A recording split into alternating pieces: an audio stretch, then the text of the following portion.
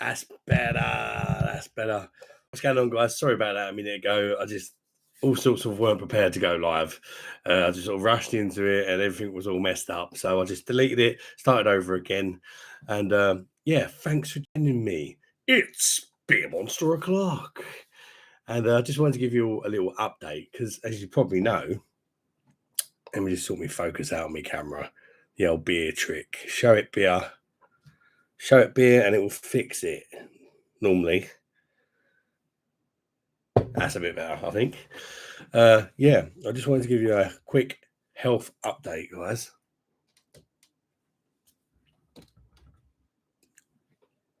Oh.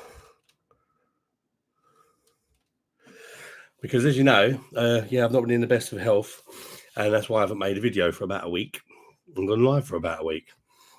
But today I went to the hospital and I had some tests done, and I've been to the doctors during the week, and they've given me some stuff for my lungs and some steroids, some really strong antibiotics, some other stuff. I forget what they're called, but I've got some other tablets today. And today I went to hospital, had the camera shoved down my neck, to up my nose and down my neck to find out if I had cancer. And oh, one second, let me just share this to Facebook. 2 seconds, because I completely forgot. Here we go. Yeah, I had the old camera thing to look for cancer. They went to check my throat where my voice has changed and where I've been passing out and coughing like crazy. And there's no cancer, which is the good news. But I have got some problems, but I ain't got cancer, which I was very worried about because I actually got fast tracked because I went to the doctors the other day. They were so worried about me that they sent me for fast track to get checked with I had cancer. Which is always concerning, isn't it? Because normally there's quite a long wait, but they sent me straight there. And as soon as I got there, they sent me straight in.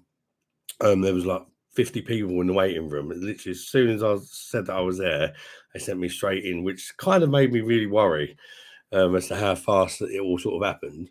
I didn't even know that I was going to have the camera in me and all that to look for it. I just thought I was going to do a few tests or whatever, or feel for lumps. But literally, I sat down and like, right, you're having a camera up your nose, mate. And I'm like, oh, I've never had anything done like that before. So I was like, shit, but I didn't really get time to get nervous or scared, especially when I suffer from anxiety. It was kind of the best thing that possibly could have happened to me. So it's just sort of like, oh, okay, yeah, all right. There's like 4 people in 4 different doctors in the room. So I'm thinking, oh God, this is not good. But it actually wasn't too bad at all. It didn't hurt. It just felt a bit uncomfortable. And it's Beer Monster Health Update. Keep fighting, bro. Yeah, sorry about that a minute ago, Michael. I know you was one of the people in when I just completely messed up trying to stream. So I just started again. We were all worried, sick about it. It's such a relief. It's not the big C. Yeah, I mean, God, it is such a relief. So I've got to cut down on the drinking as well a bit. But I'm definitely having a couple tonight because I've been taking it a bit easier the last few days anyway. And it's just such a relief. But I'm going on to because the main thing is I've got to lose some weight now. I'll go into that in a sec. But Guinness, I've had a look. It's very low in calories compared to a lot of the other stronger lagers and stuff like that. And also it's got iron and that in it as well.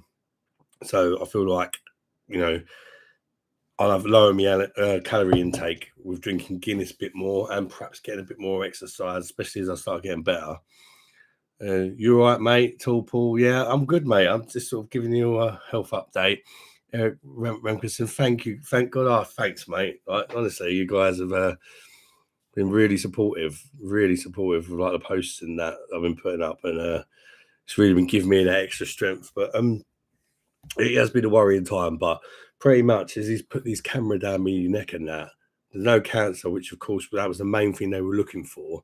But he did notice the doctors did notice as they were looking for the camera, I've got an extremely narrow airwave like in my neck. And that's what's made my voice change, is because my airwaves are very, very narrow. You may or may not know, I've probably told a lot of you before, I've also got sleep apnea, which obviously having a narrow airwave does not help. And I stop breathing in my sleep. I'll tell you one thing which really made me realise. Got this gold chain here that I used to wear daily for about 20 years. I've not stuck it on for about 5 years. And this used to fit me fine and sort of hang around there, sort of thing, like your average chain. When I put it on now, it makes you realise how big my neck is, because they said I've got to lose some weight around my neck. But I can barely get that on. Look at that. It's literally like a dog collar. Barely get it on. It used to hang like around there. My neck's just got massive. I think I've got a 19-inch neck. And also they said if you've got a big neck like me, I could really better get this thing off there. If you've got a big neck, you're more likely to have narrow airwaves. And if you've got a big neck and a short neck like me, if my neck's very short, look, then you're even more likely to get the problems I've been getting. And that's why the voice is changing. That's a big sign of throat cancer, which is why they checked, but it's not that, luckily. So yeah, I'm really pleased about that. But they said I've got to lose some weight. I've got to drink a bit less. What else was it? Stay away from fizzy drinks and hot food, which is kind of annoying for me because I love my hot food. So yeah, I've got to kind of eat a bit less spicy food. I'm not sure exactly why that is. I can't remember. But also they've got to give me these tablets. I've had yesterday. I was actually very ill yesterday. It's amazing the difference that they can make. I've been getting these pains in my lungs when I've been coughing, and he said it's something to do with like some sort of congestion and that as well, to do with like me narrow airwaves and stuff. So they gave me these tablets to try for 2 months that could help me breathing. They said They said it'll take 2 months and then it should help you breathing a bit. And if it does help you breathing, then you'll be on for life. There's nothing major, I don't think, this particular tablet, but it said there's a chance it'll help you breathe, because obviously if they keep you nice and sort of, if anything like indigestion, heartburn, stuff like that, for me, anything that's going to add to the already struggle to breathe is going to be bad for me. I'm going to suffer a lot when I get stuff like that. So I think they just want me to be, clear. I hope all you guys are good, and I'm sorry I haven't had to put out no content, but I just had to get myself better. I'm definitely getting there today. Definitely getting there. And I'm looking forward to sort of planning how I'm going to lose a bit of weight. Got a few ideas. I think I might take a leaf out of my mum's book and start wearing my Apple Watch and trying to do 10,000 steps a day. Because, it's not like I'm going to just be able to give up drinking. That's just unrealistic. But exercise, doing a lot of exercise has got to, knock a couple of them pints down as well. If I can have a couple of less drinks a night, plus do more exercise, that's going to be like knocking a few more drinks off as well. That's the way I'm seeing it. I don't really eat unhealthy anyway, even though I'm a fat bastard. It's all beer. That's my problem. As I'll do my beer review, and often I get a taste for it. And I'm not even going to lie to you, I'm drinking sort of 8 to 10 cans of beer a night. And that's a lot. And it's every night, pretty much. So, yeah. That is a lot. And it's all stemmed back from my anxiety. Not being able to cope with my anxiety. And especially at night, it gets worse. And I have panic attacks and that. And I found that if I get merry and just stay merry, it stopped me having panic attacks and stuff. So with drinking less, that's another thing that could come back. But I'll have to find more sensible ways of dealing with it than just getting smashed on beer, because I've got to lose this weight, especially around the neck. I don't know if there's like some neck exercises or something you can do to make your bloody neck slim down. Probably easier if you're a girl. No, I won't go there. You probably know what I'm thinking anyway. Or a gay man, for that fact. But yeah, Oh, this Guinness is going down nice though. I use the old pin trick on the nitro surger, which most of the time I can't be bothered to do, to be honest.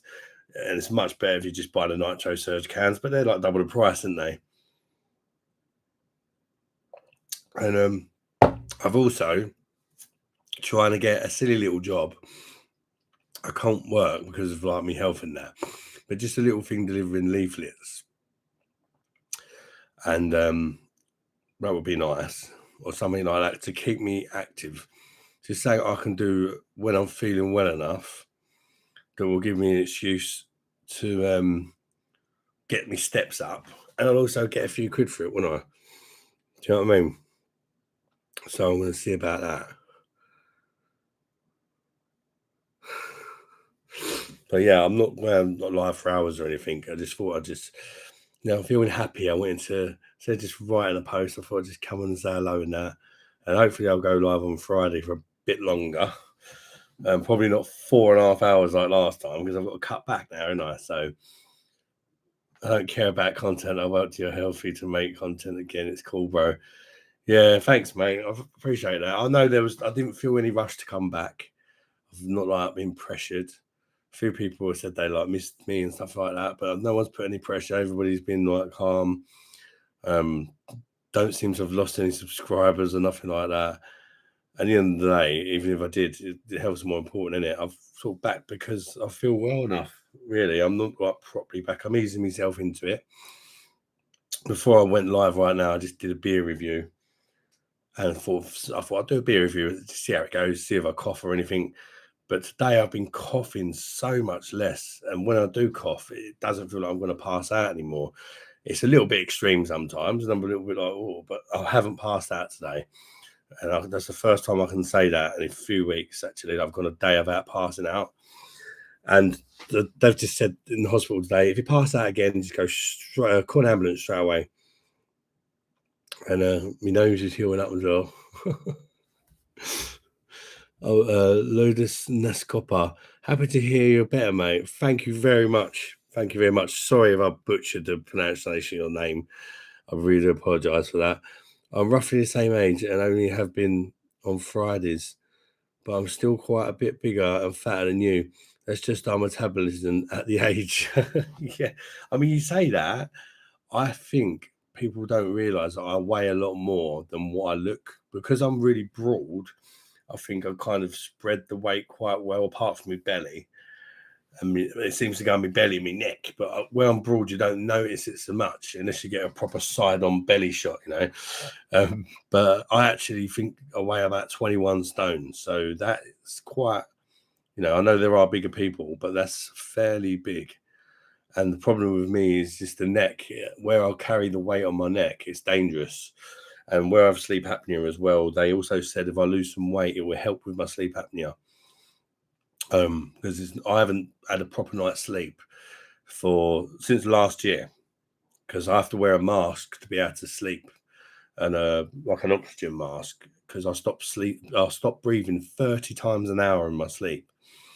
So yeah, without that mask, because of the cough, I've not been able to wear it. It's actually made the coughing worse. But I'm going to try it again in a couple of days, and if I can get some proper sleep, then I'll just perk right up.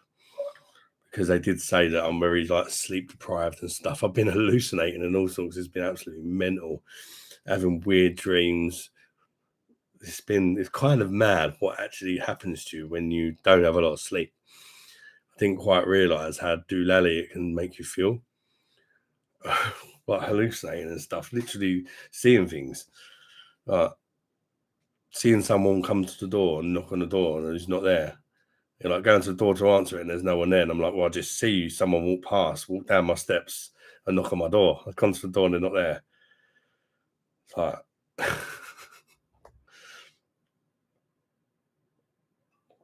oh, that's a nice cold Guinness. I tell you what, yesterday my taste buds came back after about a week and it was amazing. Like when you've not been able to taste anything, everything just tastes really good now. Like Guinness tastes amazing. All the roasted malts are coming through and that. And I just made a dinner yesterday. I had a big bag of potatoes, and I thought oh, they're starting to go a bit rooty. I don't want to waste them. So I brought some mince and I made like a kind of like a hot pot, just a minced beef and pork hot pot. And you know, well, I like having cottage pie and shepherd's pie and that, but some of the kids don't like mash. So I've done a hot pot, and it tasted so nice. But everybody else was just eating it like, yes, all right. And I'm like, oh, don't you think this is really nice to like my family? And they're like, yeah, it's all right, Dad, or yeah, it's all right, Dad. And I'm like, no, this is amazing. This is like one of the best dinners I've ever made. And I think it was just because I could finally taste something again. And it literally just tasted out of this world. Just a simple beef and pork hot pot. And it was just wow. And what was it? What was it I had earlier?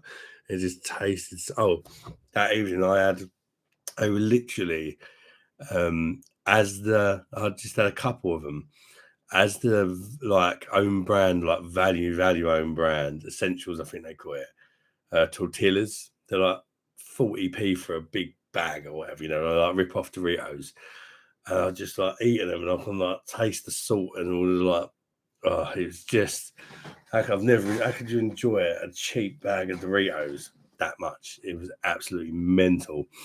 But just having them taste buds back is like it was just everything, especially stuff like salt and that. Just being able to taste it again. Happy to hear you're better, mate. I've already read that one, haven't I? So you still get a bit mad. But no, it's really nice of you guys to pop in and say hello in that, because I know it's like 10 o'clock on what is it, Tuesday, Wednesday? That's what it's like asleep. Let's have a look on the old computer. It is the 20th of February. But I'm also in the meantime still having my asthma thing done and that. Got an asthma pump now. And I've had steroids. And they seem to be helping as well, the old steroids. And I don't feel like it was a weird feeling I had last night. I felt like I was drowning in my own body. Really weird. I was like breathing and I could feel bubbling in my lungs. A really strange feeling that. I don't know if anyone's ever had anything like that before, you guys, but my Sainsbury's are doing the Guinness. Oh, what the Michael, is that the Nitro Surge Guinness? Oh, one bit of bad news for Guinness fans, especially if you're a fan of the Guinness Coffee Homebrew one. I think it was called Coffee Homebrew. The Guinness Coffee. You may or might not know this, but I found out last night. A few people said to me that I've not seen it in the shops for a while. And one of them was my mum, because she really likes that. And it's been discontinued, unfortunately. So you're not going to be seeing it in the shops anymore, which I think is a real shame, because that was very nice, I thought. It was a little sweet for me and I could only have one. But, you know, I did really like that. I actually rated that. And I think it's a shame that they discontinued it. I really do, because that's the sort of thing every now and again I've really fancied it. And sometimes I'd have like one of the coffee Guinnesses and I'd have a few of these because they're less sweet, and then perhaps chuck in another one, sort of thing, you know. Nitro Stout. Now I'm a bit Hazelton of trying it out. Oh, the Nitro Shout. Nitro Surge one, is it? Yes. The Nitro Surge cans are really good. If you like Guinness and you want the best Guinness you're going to make at home, that you can get at home, the Nitro Surge cans, if you've got the old Nitro Surge thing, seriously, it's better than most pubs, because most pubs, they don't know how to pour a Guinness properly. If you take the time and research it, pour it properly, it's better than most pubs. But you can use it on the normal draft cans like I am here. There's a little hack. But the actual Nitro Surge cans, I think they use like a slightly higher grade ingredients or something, because I have put them side by side and there is a difference. It's not a twice the price difference, but there is a difference in quality, even though the ABV and that's the same. That's the pinprick. Look at that. It looks a bit evil, doesn't it? Stab the top of the can. Get your stab it. Let all the nitro out. You've probably seen this before if you've watched me videos or other people's videos on it. Turn on the device. I'm going to top this one up. Gosh. There's probably a way of me doing this without blocking up my face, but I'm a bit cack-handed. Just one of them people. I just think to do everything cack-handed. Top that bad boy up. And I'll leave that little bit to settle, and then I'll top the rest up without turning the device on. And it literally, it's banging. Even these cans, they're not Nitro Surge cans, but they still make a cracking Guinness. Aldi do a great coffee stout. Eric, yeah. Eric Ramkerson, sorry if I've butchered your name again there, mate. Yeah, I reviewed that a couple of weeks ago, actually, just before my health really took a plunge. And that the flavors in that absolutely blew me away. It's only on a person level I could only have one, because that is full on coffee, like bean explosion, crazy high levels of coffee in that. But it's really nice. But it's a one and done for me, because I don't have a sweet tooth at all. But stuff like that, certain beers I really enjoy just the one, you know. Same as me, like every now and again I have a bit of chocolate and just top it up, just top it up without putting the device back on. Get a lovely wee pint of Guinness poured at home. Or you can just open a can and dump it in. But this does improve the mouthfeel. It makes it a little bit smoother for me using the Surger on the standard Nitro cans. I'll have to try that. Yeah, I think you'd like that for sure. But it might be too sweet and rich for you. I don't know. But it's full on coffee. It's in Aldi's. I think it's about £1.69 for a 500ml bottle. And I think it's about 5%. Eric, is that right? Maybe 5.2. I can't remember, but it was incredibly flavoursome for the ABV. I was not expecting it to sort of blow me away like that. And a friend of mine, a fellow YouTuber, Spenno, he got some of it for his wife after he watched my review, and his wife Janie, and she absolutely loved it. She's getting into stouts, and she really liked it. But again, it's full on. It's probably not for everyone, but you've got to try it. That Aldi stout, I think it's a cracker.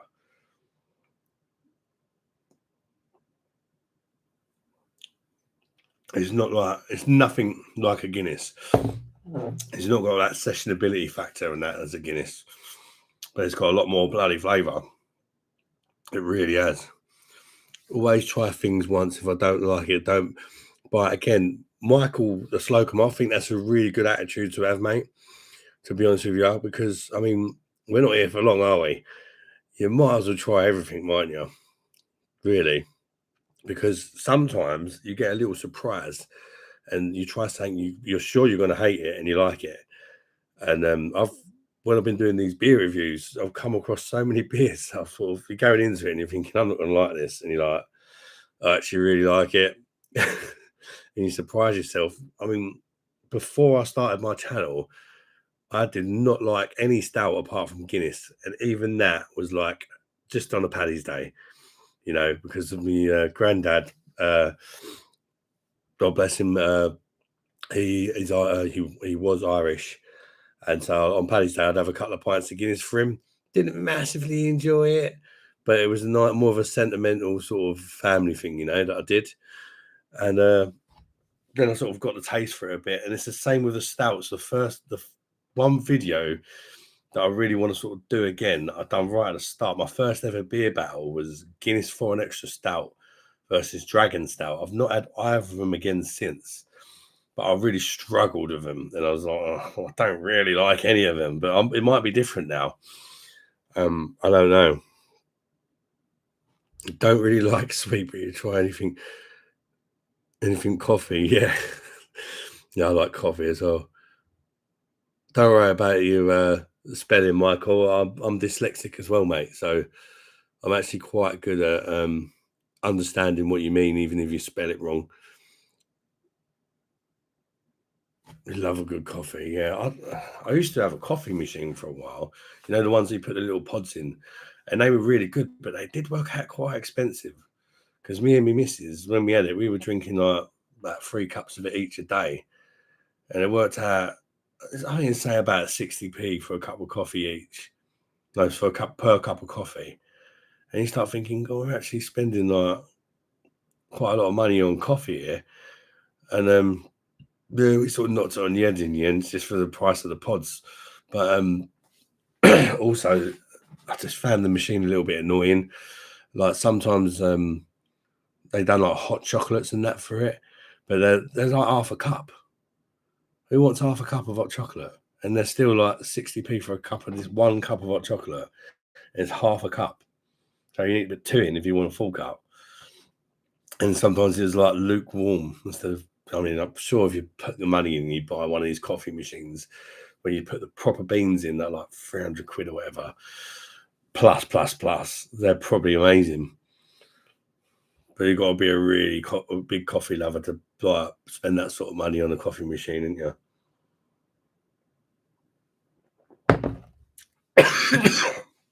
Down the wrong hole. That wasn't actually my cough. It actually went down the wrong hole. Or maybe it struggled to go down me little hole. Could be another thing, isn't it? Mr. Ronald, how you doing, mate? What's happening with your health? Just tuned in. Ronald, I went to the hospital. I went to doctors yesterday, I think it was, or the day before, and she listened to my chest and she said, "You are not very well, man. Your chest is you're wheezing like crazy, and I can see you're struggling to breathe. You've got low oxygen levels, this, that, and the other. And do you notice my voice?" And she said, "I'm going to rush you through urgent." I forget what department they call it now, but it's a department in the hospital where basically they check for ear, nose, and throat cancer. And I went there today. I didn't even know they were going to do it. They just shoved the tube up my nose and down my throat to check for the cancer, because I've basically shown a lot of signs that I could have throat cancer, fatigue. The only thing I wasn't really getting is weight loss, and I was getting sweats. There's just so many signs, so they rushed it through for me. They done it. I didn't even know. Wasn't even prepared for it. They just done it there and then. And yeah, I haven't got cancer, but they did notice some problems I have. Way less serious problems, thankfully, but still problems that I need to deal with. My throat, pretty much, Ronald. I showed everyone a minute ago. I put on a chain of mine that I used to wear all the time about 20 years ago. I could barely fit it around my neck. I've got a massive neck. It's like, and yeah, my neck's massive, and I've got a short but really wide neck. And they said people like that, they tend to have really small like air pipes, and they can struggle to breathe. And my neck's just got so big over the years that it's causing me breathing difficulties. So yeah, they've gave me some extra medication to try and help it, which could take a couple of months till it works fully. And if it does work, I'll be on it for life. The doctor gave me some the strongest antibiotics that they can give, and also they gave me some steroids for my lungs to help me lungs and that.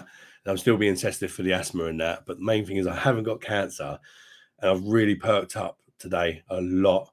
Yesterday I was really bad actually. Today all of a sudden I just perked up. I just woke up and just felt so much better. So I think these new antibiotics and combination with steroids is really helping. And just knowing that I ain't got cancer is like a massive relief off my head as well. So yeah, I'm really, really chuffed about that, obviously. But yeah, pretty much, Ronald, I have to lose weight to breathe better. They said you're always going to struggle to breathe with why your neck's your size. I have to lose weight. I've got to avoid spicy food and too many fizzy drinks as well. And I had to be honest with them about the drinking, and I've got to cut down drinking as well, which will help me lose weight with it. It's the main thing, but also I do drink too much, and he said that will not help. And try and definitely don't go back to smoking, they said, and try not to like chain vape like I sometimes do. But now when I'm using my vape, I'm not taking it down anyway because it's where I've got the narrow airway. It just seems to upset me and just makes me cough more. So I'm stopped taking it down. Good mate, happy for you. I know I was worried. I know you was worried. Yeah, my family was really worried as well, Ronald, because they just noticed the deterioration.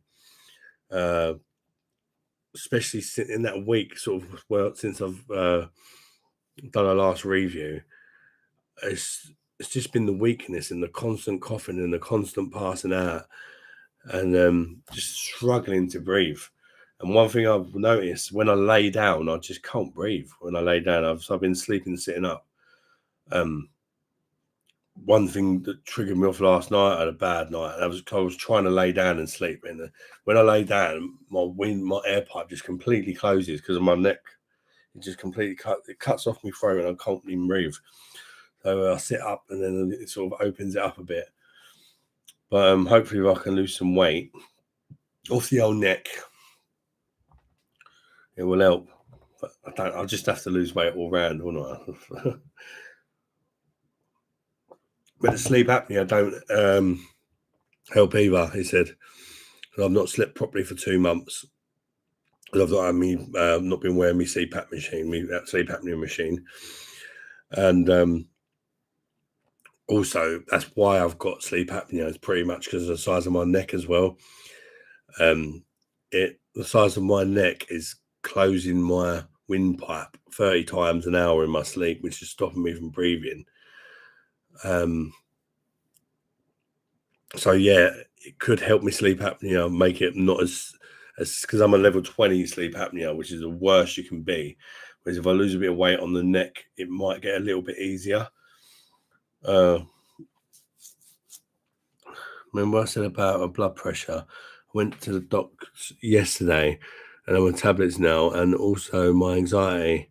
I started anti-anxieties meds today, took the week off work sick. Ronald. I mean, I completely understand what it's like to have anxiety, mate. As you know, I've got generalized anxiety disorder, and it's people, unless you've actually suffered from it, they don't realize how scary it can be. Because the things you think in your head, to you, they're not just in your head, they're very real.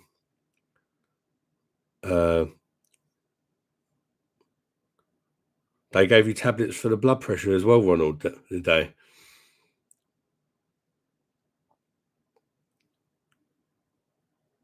Or tablets for anxiety, or both?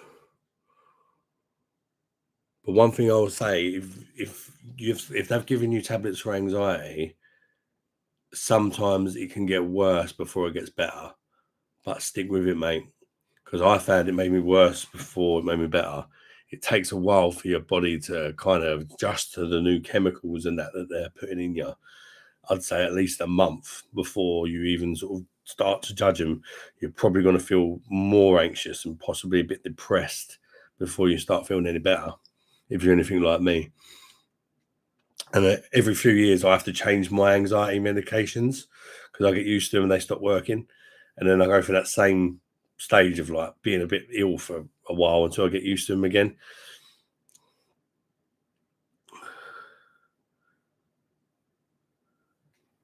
Oh, you started anti-anxiety meds today. Oh, sorry, man, I didn't read it right.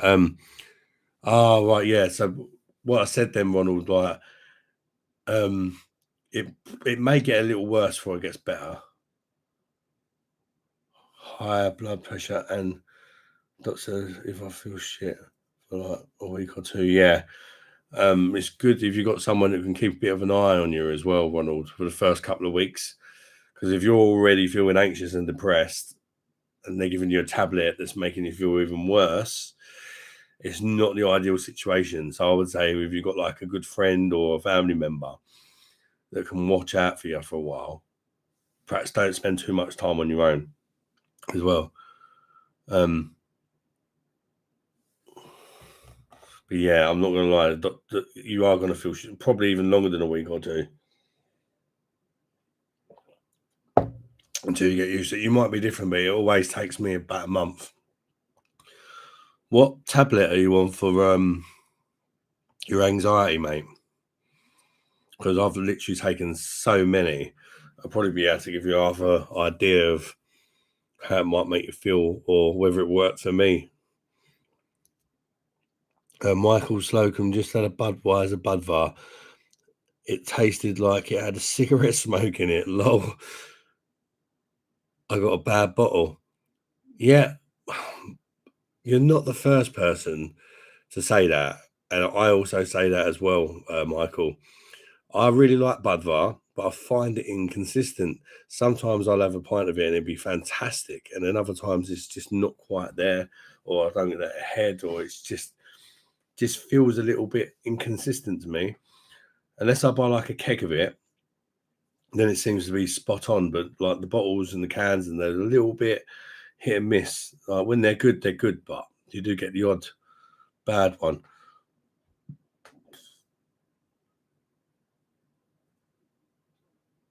Yeah, I've got the missus and kids here, mate. I'm on citralopram. Yes, I've had that before, mate. That was actually the first one they ever put me on, citralopram as well. So I think that might be what one of the sort of first go-to ones, and it did work for a while, but it wasn't. In the end, I needed something stronger than that. That's kind of like your first sort of go-to one. That's how you go. But that might be enough for you, or it might work better on you than what it did for me. It took the edge off it for a while, but it's not one of the stronger ones. But for a lot of people, it's good, citralopram. There's also one that sounds really similar to citralopram as well. I remember, which is another one they put me on. I thought it was the same thing, but it was different. But also, there's other things you can have to like help complement it as well. Like I take propranolol, which actually slows down your heart rate, which helps you to keep when you're getting anxious, you like shaking and twitching and stuff like that. If you are, they can give you something called propranolol, which they have to give to people who've had heart attacks, but it stops all the kind of like doesn't stop the mental side of the anxiety, but it stops the visible things like the shaking and the twitching, or it gets rid of all that, but it won't stop the sort of how you're feeling in your head. But sometimes if you're twitching and you're shaking and stuff, it's making you nervous because you're thinking, oh, other people are looking at me and because I'm shaking. So if you take away that, it can make you feel less anxious at the same time. Michael Slocum, you're the best. You're the best. I have more of a connection than I do with Simon from Royal Craft Beer. We both go through bad things. Yeah, cheers, mate. I mean, I'm just a normal guy, just like I'm sure you are, mate. And I always think where my channel's not massive like his, it is easier to get a better connection with your people that watch you. Because I mean, there's only 6 people in here in a minute. I can answer all your questions. I can take my time and answer them. I can ask how you all are in individual basis. So that's one thing I really like about not having a big channel. And it's got to be hard for him to sort of have comments scrolling down constantly to sort of keep everyone happy and that. I mean, it's got to be hard, to be fair, to have that connection. But I mean, I've never really spoke to Simon much. I've left a few comments on his videos and stuff, and he's replied to a couple of them. But he's probably getting loads of comments every day. I mean, even a small channel like mine, especially if I've put a video out that does well, a couple of videos in a row that do well, you get a lot of comments, and then you're also getting comments from videos you made 6 months ago randomly and things like that. So it does get harder to keep track of. So I imagine it's very difficult for him. I'll see how I'll get on with them, mate. Cheers. Have to go back into the doctors in 2 weeks for a chat. Yeah, they'll see how you're getting on with them and that. Just worried about work because I operate machinery. Well, I'll get funny if I'm on those tablets. I would say, Ronald, that it's down to a personal, individual um, basis as far as if you're going to get funny on them. Different tablets I've taken a lot of different ones over the years for my anxiety. As I say, some of them do make me feel a little bit spaced out, a little bit just not quite there where you want to be, sort of. So I would say be really careful, to be honest with you.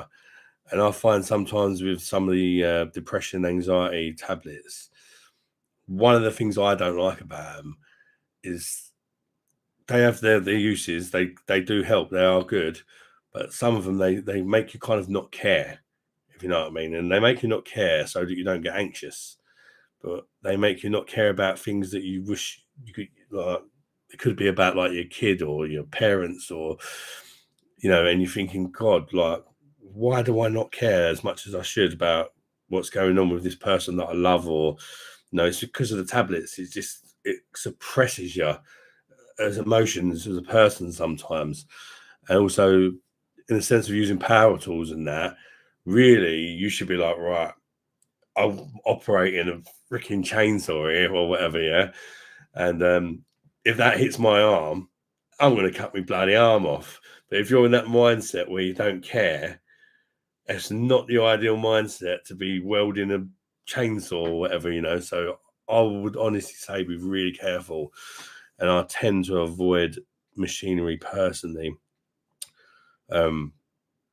Well, I've been told to avoid it because I've also take antipsychotics and stuff now as well. So yeah, you're not. I would say be careful, but I would definitely say avoid it for the first few weeks until you know how the tablet fully affects you. Like maybe tap to work and say that you can't use the power tools for like a good couple of weeks. See how it affects you. See if it makes you drowsy. See if it makes you tired. And sort of judge it for yourself, but definitely don't take any risks with it. Even if you have to go to see a doctor and try and get a sick note off work or something for a while, mate. That's what I had to do in the end.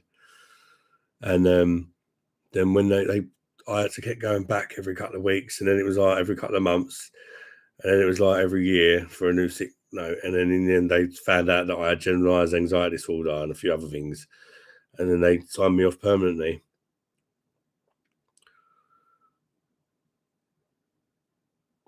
Should I disclose it to them? Do you think? What tell work about it? It's a really hard thing, actually. And I know what you mean. I remember when I first started suffering, I was working and I wouldn't even go near anyone. I wouldn't even go in a tea hut. I was just avoiding everyone as much as I could. And luckily enough, I was the team leader, so I could kind of get away with sort of disappearing when I wanted. But in the end, like I was so ill to go, I couldn't go to work. It was like I was dreading it so much every day. Um, but I couldn't just leave my job because then I wouldn't be able to even get any benefits or anything, because you can't just walk out on a job. You have to be sacked or something like that. And I literally just went to see the owner of the company and my boss, and I said, "Look, you're either gonna I'm just being honest with you. I'm very ill. I've been struggling for a long time. Um, I've got a family to provide for. I'm not well enough to go to work. That's why I've been having a lot of time off and that, but you haven't sacked me," because I was taking like 2 or 3 days off a week for about 6 months and they still didn't get rid of me for whatever reason. I was really surprised. But I was actually wanting to get sacked so that I could just go and like sign on for a bit and try and get myself better. But it wasn't happening. I had to say, like, I don't want to have to go and like steal something or like break something or whatever, but can you sack me? Because if I just go to the job centre and say, "Oh, I just left my job," then they won't help you. So it's a really difficult one. But in the end, he sort of agreed to sack me for a reason that wasn't warranted. But I spoke to him, I told him the truth, and he helped me out, kind of thing. Um, that's why I took a week off work in case I get any side effects. Plan to go back Monday. Yeah, I would definitely tell him about the power tool thing. Perhaps if they've got something else you can do until you start feeling better.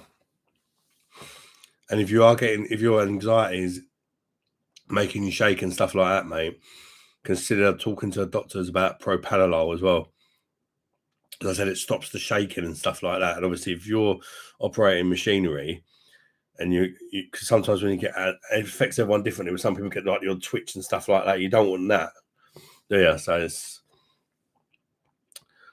Ian Twain one. You all right, mate? How you doing? Since New Year, I'm walking over 1,000 steps a day, 10,000 steps a day, cut out the alcohol and junk food during the week. That's doing me a world of good. That's really good for you, mate. That's the sort of thing that I need to do.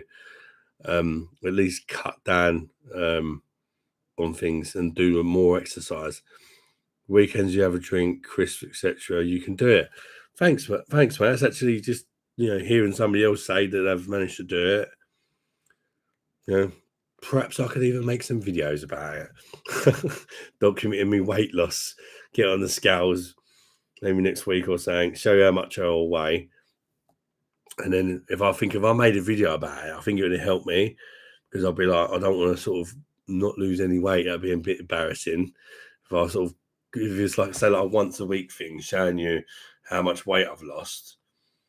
Obviously, if I drink loads and don't do the exercise, I'm not going to lose weight. So I'm going to have to be like, as you can tell, I've not really done much this week, which I wouldn't want to do, which might sort of inspire me to have a couple of less drinks and do them extra couple of 1,000 steps or whatever. I thought about maybe doing a little weight loss series, because it could also help other people that need to lose weight, but they like a beer. Can you balance it off with, perhaps not cutting down that much on beer, but doing a hell of a lot more exercise to, counteract the calories and things like that? I don't really know. But my problem is definitely not eating. I am fat because I drink too much beer. I don't drink a lot. My missus eats more food than me, way more food. And the kids, like the eldest kids, eat way. I'm like, how can you even eat that? I have bigger portions of dinner than I do. So it's definitely the beer with me. But that's definitely the hardest thing for me to cut down as well. So that's kind of a difficult one, So I definitely need to exercise more for a start. And perhaps it might make me more tired and help me sleep better as well. Oh, a bit more in that one.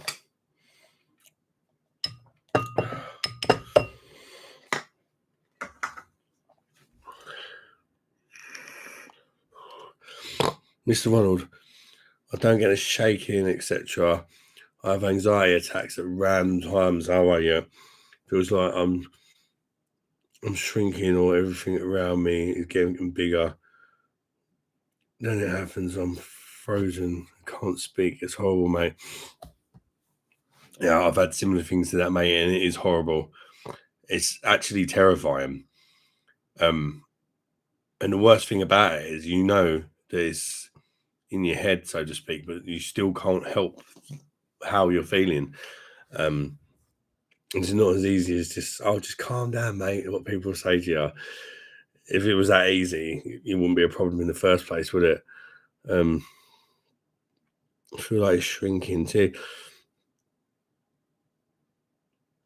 Yes, I get similar things to that sometimes, or get things where I feel like everyone's looking at me, and it's like, even though they're not, or like everybody's like this massive threat to, like, everybody's walking down the street, getting on with their lives, not giving a shit about what I'm doing. But in my head, I'm thinking like everybody's judging me, everybody's thinking, and sometimes I get like I feel like the room's a bit like the opposite to you, like it's closing in on me and things like that. Sometimes it's a strange feeling. I don't like being in busy rooms. I don't like being in too many people. It's a big trigger for me. I don't like queuing up. I hate queuing up. It just makes me so anxious. I cannot stand it. So I had to drive home from work, Eric.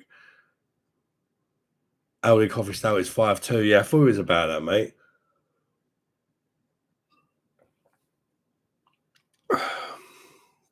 Oh yeah, so it's about a whole percent stronger than Guinness, isn't it?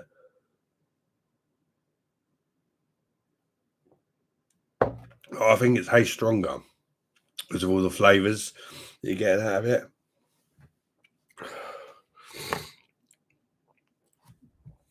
So you was watching me while you was driving home from work. How good is that?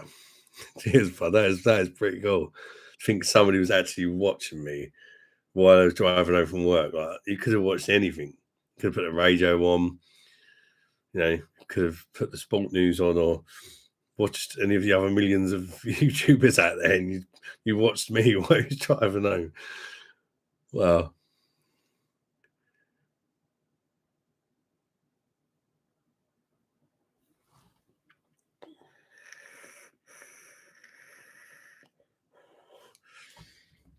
Well, Ronald, one thing you're doing, which is good, is talking about it, mate, as well. Because, and I perfectly, completely understand as a man how hard it is to talk about. And it's also very hard because a lot of other men don't understand, or just people in general, they don't understand. They don't understand. It's it's a very, very difficult thing. It's a very lonely thing, and it makes you feel like you just want to be normal. You know, it's very, very difficult anxiety, and you like yours comes more as in you'll get in your sort of every now and again. Mine's kind of different. Perhaps it's less intense in ways. I don't know. But mine's there all the time. Mine's there all the time. If I'm not on my tablets, I'm a complete wreck. Um, Literally, I will not go outside. I will not even leave the house or anything. And it's taken me years to get to the stage where I can go back out again and stuff like that. And even then, it's not alone. And even then, I'm worried and stuff. And that's why, although like people always like, because I've got a disability badge, the car in that, I'm not allowed to drive because of my anxiety. The missus drives, and she's got a disability badge because of me. And people are like, "Well, what do you need a disability badge for? You can walk, disabled badge, so you can park in the disabled spots and that." But what I don't understand is like when you've got anxiety that bad, although normally you need to have like a physical, like one leg or whatever, you know what I mean? When your anxiety is that bad, just a little thing like being able to park right close to the shop makes that sort of supermarket visit that little bit easier. Do you know what I mean? And you know, it's very hard to get the help you need as well. And I'm not gonna lie to you, mate. The tablets you're on now quite possibly won't work, and you'll probably try 5, 10, whatever amount of tablets before you find something that works. It's hard, or perhaps they'll work straight away. Perhaps you just got a few things on in your life that have triggered it all off, and once you eliminate them problems, it'll all go away.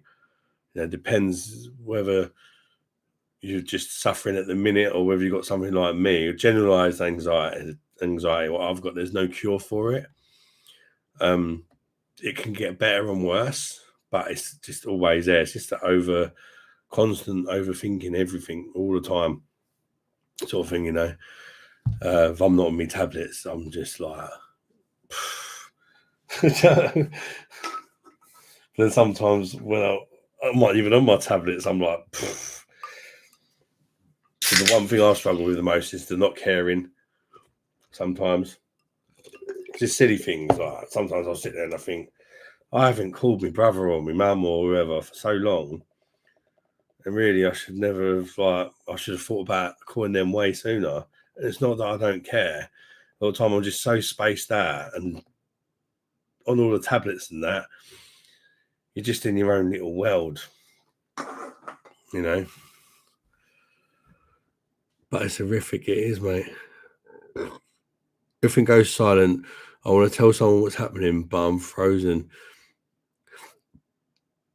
Only lasts a couple of minutes. So, yeah, but that don't mean nothing. Some of the worst panic attacks I've had have only lasted a couple of minutes. And for me, I'll get it a lot at night, Ronald. Like when I go to bed, and this is why I drink too much. When I go to bed, if I'm stone cold sober, The second my head hits that pillar, I'll start thinking. I'm lay there and I've got nothing else to do. I struggle to fall asleep as it is because of me insomnia and sleep apnea. So I lay in bed and I think. It's almost like I'm like, what can I think that's going to make me have a panic attack? No, I'm joking about it, but it's what my brain's like. It's like, what can I think of that's going to make me fucking go crazy and then start freaking out and having a panic attack and sometimes even passing out over it. And it's like, yeah, it's kind of mad, which is whereas if I have a drink and then go to bed, where you're at the stage where you're like, you've had enough to drink and you're just like, I just want my bed. I'll lay down and I'll just go, bosh, sleep. I'm merry in that. I don't care. All them thoughts of worrying and laying there in a silent room are gone. I just go, sleep. And that's why it's going to be hard for me to lose weight and cut down drinking because of my anxiety. I think actually this little chat, Ronald, about how you're feeling and that, in a way, it's nice for me as well because it shows I'm not alone. It's nice for you, you're not alone. But it's also made me think I really would like to do more for mental health. Use my platform as perhaps do some live streams for mental health. I mean, a lot of the people that watch my channel are predominantly men. And if a couple of percent of them people got health problems, maybe like a once a month thing, can do a specific stream to talk about mental health.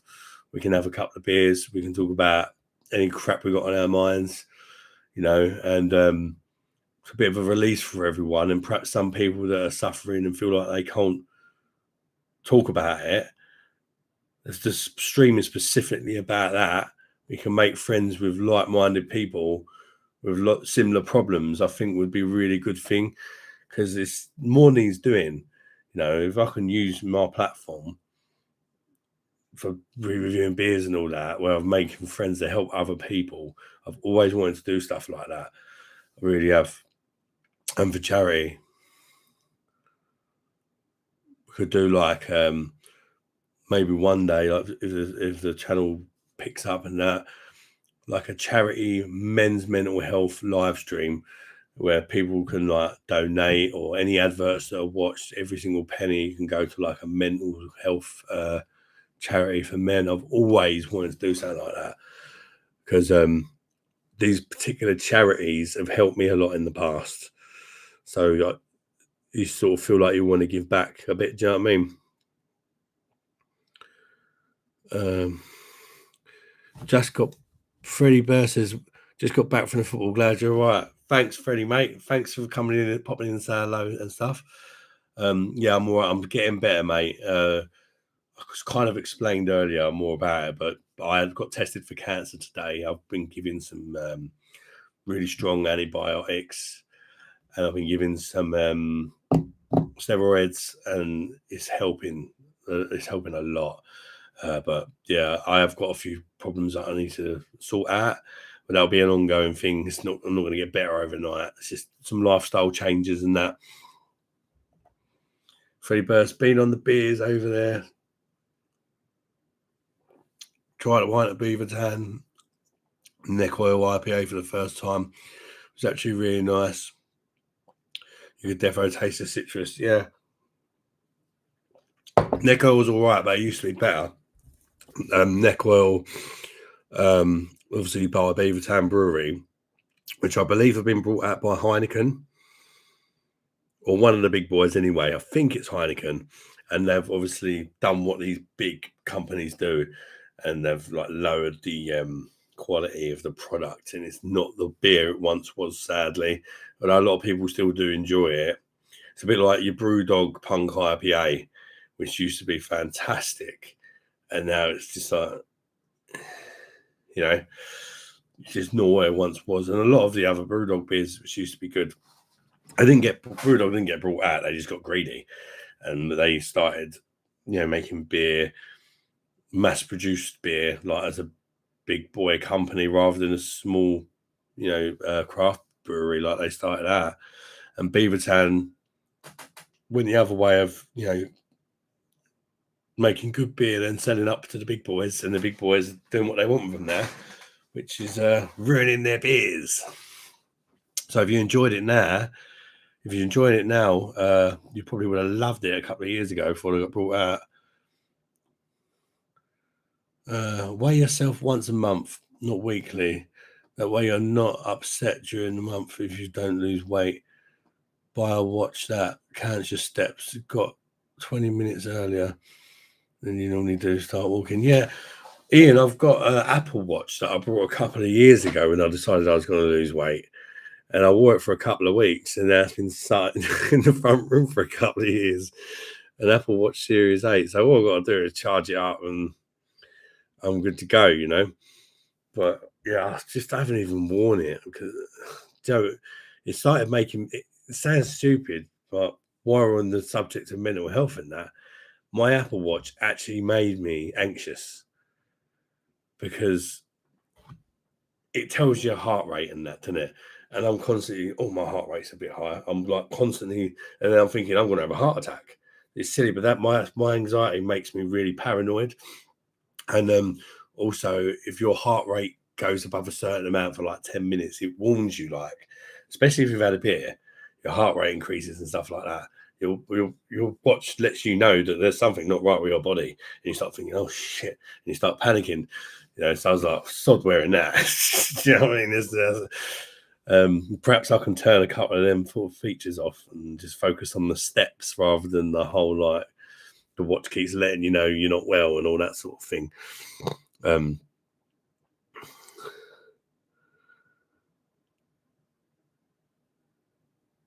So Arnold, yeah, I'm the same, mate.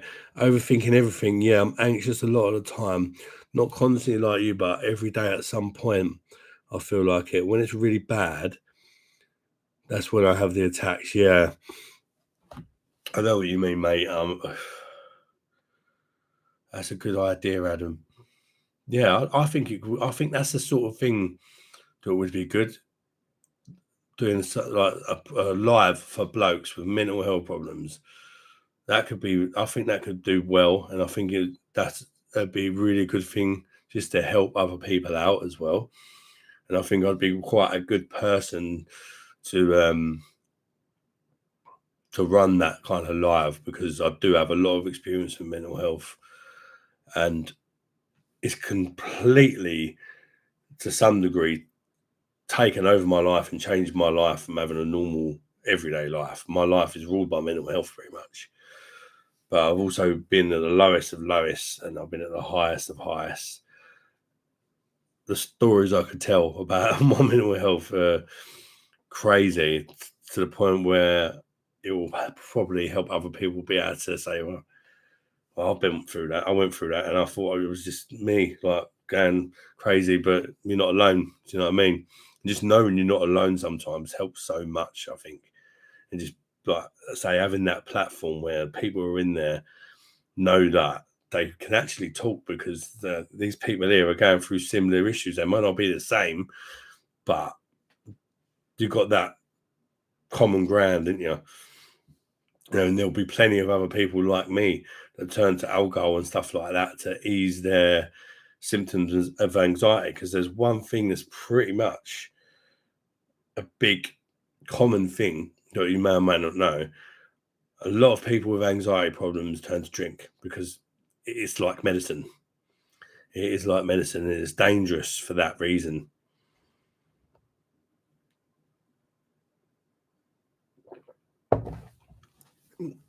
When I'm waiting for my mum to get out of an appointment, it set your panic off. I think I'm going to have a toilet accident. I need all the help I can get from my mental health. Yeah. It doesn't help with all the shit going on in the world these days with like people struggling for money. Everything's so stressful. People working so many hours. Like I personally think like people working like at least 5 days a week. Some working 7 days a week, day in, day out. It's not good just to afford their bills, not because they want to work. Like that's too much. You shouldn't have to work that much, pay that much tax, just to put a roof over your bloody head and feed your family. And that causes a lot of stress, doesn't it, for people? I've got issues with clothing. I think they don't fit me and stuff. Yeah, I'll get that as well, especially with a beer belly. You know, I actually almost partnered up with a company called Built Differently that are kind of like wanted to work with me about clothes. It's a clothing brand that make clothes for guys with beer bellies, and obviously they say I've got a YouTube channel and a beer belly, and they like my personality, and they wanted me to make an advert for them.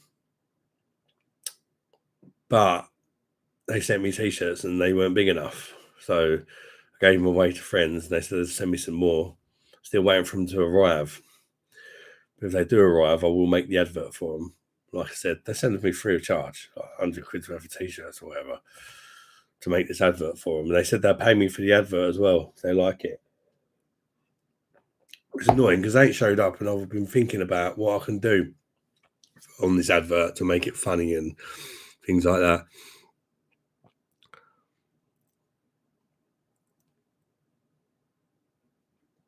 Bramwell does. Hey Adam, nice to see the thumbnail news is good. How you doing, Rob? Good to see you, mate. Yeah, I'm getting there. I'm getting there. I got tested for cancer today. I had a tube up the old nostril and down the the old pipe, and I don't have cancer, fortunately, because I got fast tracked to get tested for that when I see the doctor yesterday, because I was in such a bad state. My lungs were just giving in, and my throat. I was really struggling to breathe, and they sent me to the hospital to get the cancer test. I haven't got cancer, but they found out that I've got a very narrow like air pipe. It's very narrow. That's why my voice has changed, and that's why I'm struggling to breathe in, and that's why I've also got multiple chest infections, which are building up loads of mucus, and adding that to having a very narrow airwave is what's making me pass out. But they've given me steroids now, and they've given me the strongest antibiotics that you can get to clear it up. And they started giving to me them a few days ago. And today I woke up and felt so much better. It's been such a relief. My taste buds have come back. It's been a great day after being ill for so long. I'm still far from 100%, but just knowing what's the matter with me, I know they're giving me the right sort of treatment in that now. And also they've told me some things I need to do for myself. They've gave me some extra medications that will be on for life and stuff because of this narrow airwave. But I've got a massive neck, as you can see. And they said that's why people with short necks but wide necks, they tend to get this problem. And so I've got to try and lose some weight. But a lot of it's because I'm broad as well. But I've got to try and lose some weight to relieve a bit of the pressure on my airwaves.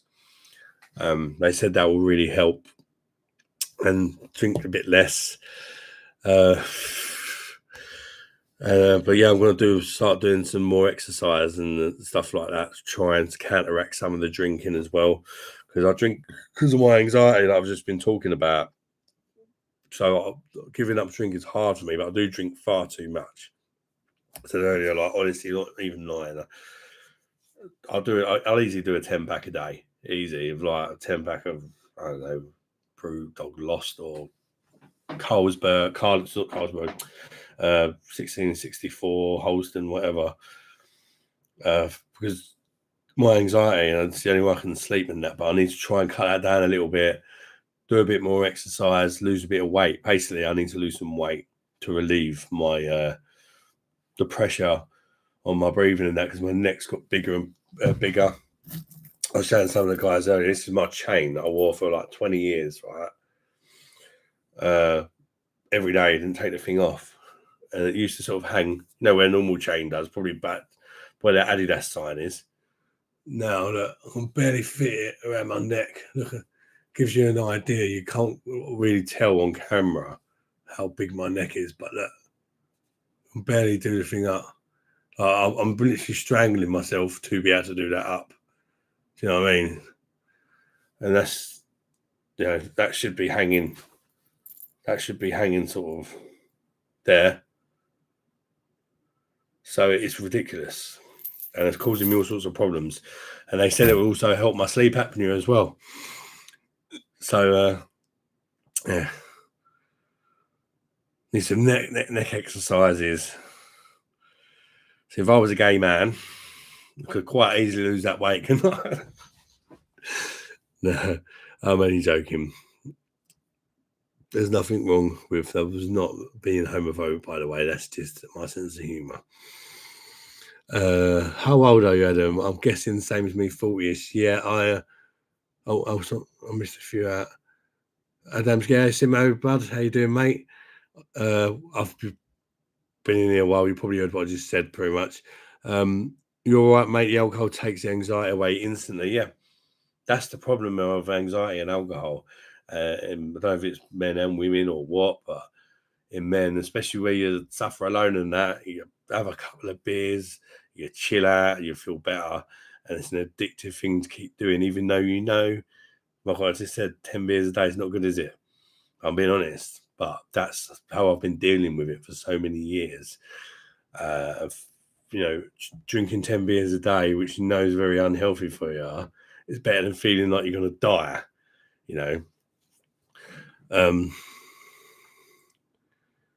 I just thought that was your best Tyson Fury impression, Adam. Yeah, that happened to him actually, didn't it?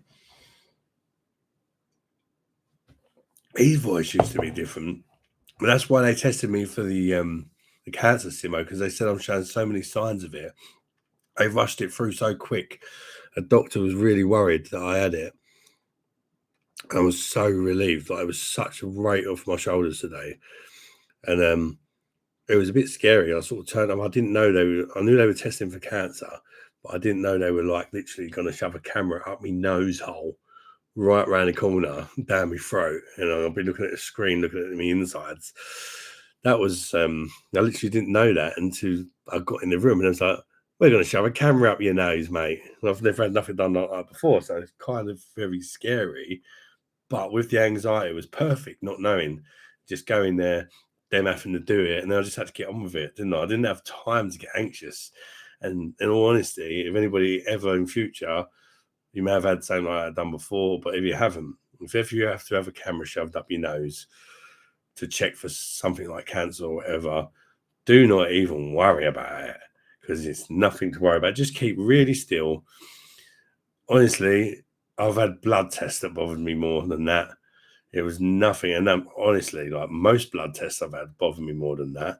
And I'm pretty good with needles now because of my health problems now. I've had to have so many, but it was minor. It really was minor. It's not as bad as it sounds, actually. I think I've done a few COVID tests that have upset me more than that. Back in the day when we were all doing these COVID tests and you have to shove the thing right on your nose and you can think it's going to go into your brain and that. Whereas this guy's like controlling it. He's like, fairly cool up. Maybe he was just a good doctor. Maybe he was just good at controlling the old bogey-mobile.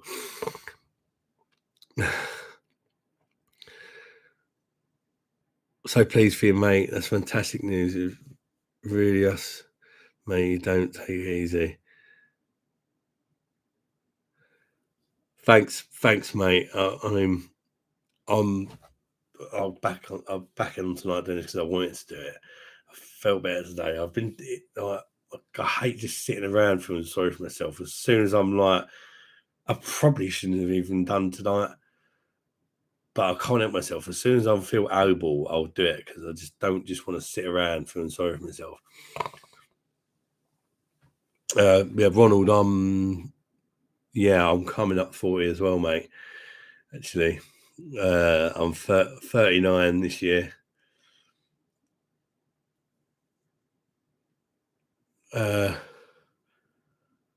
Beer Monsters mental health group. Yeah, that's not a bad one. I think we're onto something there. Maybe a once a month live for men's mental health. And then if we can grow it as a thing where enough people start tuning in, maybe we can do something for charity.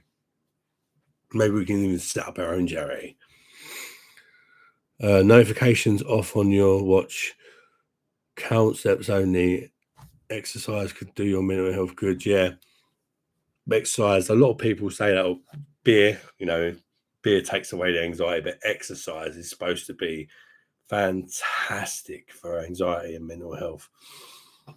Fantastic, but it's quite hard when I'm not really in the shape to start doing exercise. I've got to build up to the point to be able to lose enough weight where I can go for a jog, and I can go for a jog now. After about 30 seconds, I'll probably pass out on the floor. So it's like getting that initial sort of, it's hard when you first start and you're big. Everything's so hard. And it takes a lot of willpower, which I don't have a lot of, to be honest with you.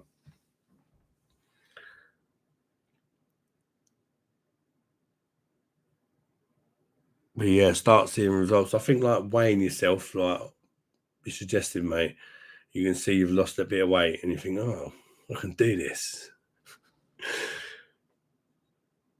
Mr. Holland, it's Beer Monster Mental Health Group o'clock. That's a bit of a tongue twister, that one, isn't it? Yeah, I know. I forgot the port law. Oh, you're 43, Ronald. You don't look it in your picture, mate. I'm going to stab another can. You know what? I'm not even going to bother. I'm just going to dump it in. Get to that stage. I've enjoyed a nice couple.